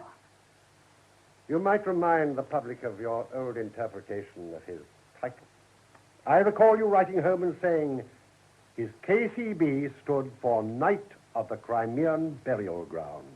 Ah, we might do some energetic canvassing for our own candidate. We haven't got one yet. There are several on the provisional list you made out. I have it here. Gosh, we can't waste time finding a competitor until we've got Hall out of the way. What do you propose? Sending Arthur Clough to the Opera House to assassinate him? In any sensibly governed community, he would have been assassinated years ago. Fortunately, the means of eliminating him are not far to seek. What's your plan, Florence? I shall do what I threatened to do long ago. Arthur. Yes? Draft a letter for circulation to the press, using part of the text from my Crimean journal. What part of the text, Florence? Where it describes how Sir John Hall tried to starve my party and me into surrender by leaving us without food during our visit to the Crimean battlefields. Crimean journal, check pages. And there is something else. I shall want details of the occasion on which Sir John took part in the inquest on a soldier called Frederick White, who received 150 lashes. There was a big scandal about it. Sir John's verdict was that the man did not die from the effects of the flogging. How do you propose to use that? Ah, the press won't print it. The newspapers don't get everywhere. Sidney shall circulate the facts in the lobbies at Westminster. Florence, I can't do that. You must. We are at war, Sidney. You asked me to formulate a whispering campaign aimed at smirching a man's character. That isn't honest campaigning. It's blackmail. What did Sir John do to us? The end justifies the means. I cannot do it, I tell you. There must be other ways. Oh, there are. The old ways. To hedge, obstruct, procrastinate. Months of sapping and mining and perhaps ignominious defeat in the end. I'm tired of siege warfare. It's time we took Whitehall by storm.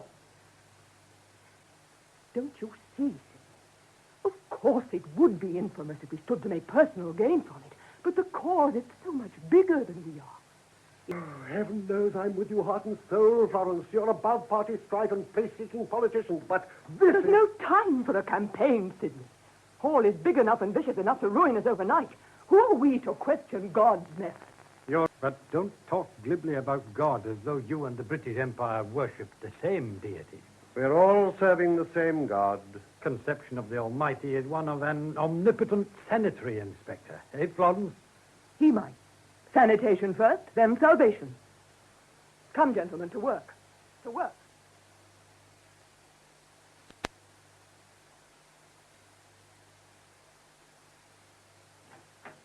You might let Miss Florence know I'm here. Oh, I understand. I have to congratulate you, my dear. Oh, thank you, sir. And the wedding went off lovely. Good. Miss Nightingale even had it put in the papers. Look. Hmm? Protégé of Miss Florence Nightingale Webb. Echo of the Crimean campaign. Well, well, well, Temperance. Imagine you a married woman, married by the grace of God and Miss Nightingale. Oh, sir. Well, you'll be leaving us now, I suppose. Oh, no, sir. No, I couldn't leave her now. She's so busy. Catch her in a slack period, you'll be too old to have any children. Cut and run now while the going's good. Good afternoon, Doctor. Go and tell me, Temple. Yes, ma'am. Well, have you made up your mind to tell her? Aye, but I'm not liking the task. Somebody must, and she'll take more notice of you than anyone. Is Arthur any better today? No, he's as ill as he can be. Think to him. You'd best stay with me. My general news is none too good. Sidney Herbert's in poor shape. He's on his way to see her. We'd best get Arthur out of the way first. He's been looking worn out for months. He'll have to rest. Get that off immediately, Arthur. I'll finish the others later. Yes, sir. And what can I do for you, John? Sidney's coming to see you this afternoon. Indeed. Is he in any new difficulty? He's very ill, Florence. Ill? He collapsed at a cabinet meeting going with brandy. What does this mean? He's got to relax. Relax? Now? He's no choice, Florence. Rubbish. This talk of relaxing. I heeded them no more than a field of chirping crickets. You have enormous stores of nervous energy, and you feed on fanaticism. Just an ordinary individual subject to intolerable strain. Has he asked you to plead for him? No, he has not. He'd never tell you the truth. He's far too game. Yet it was for a gentle creature like Sutherland.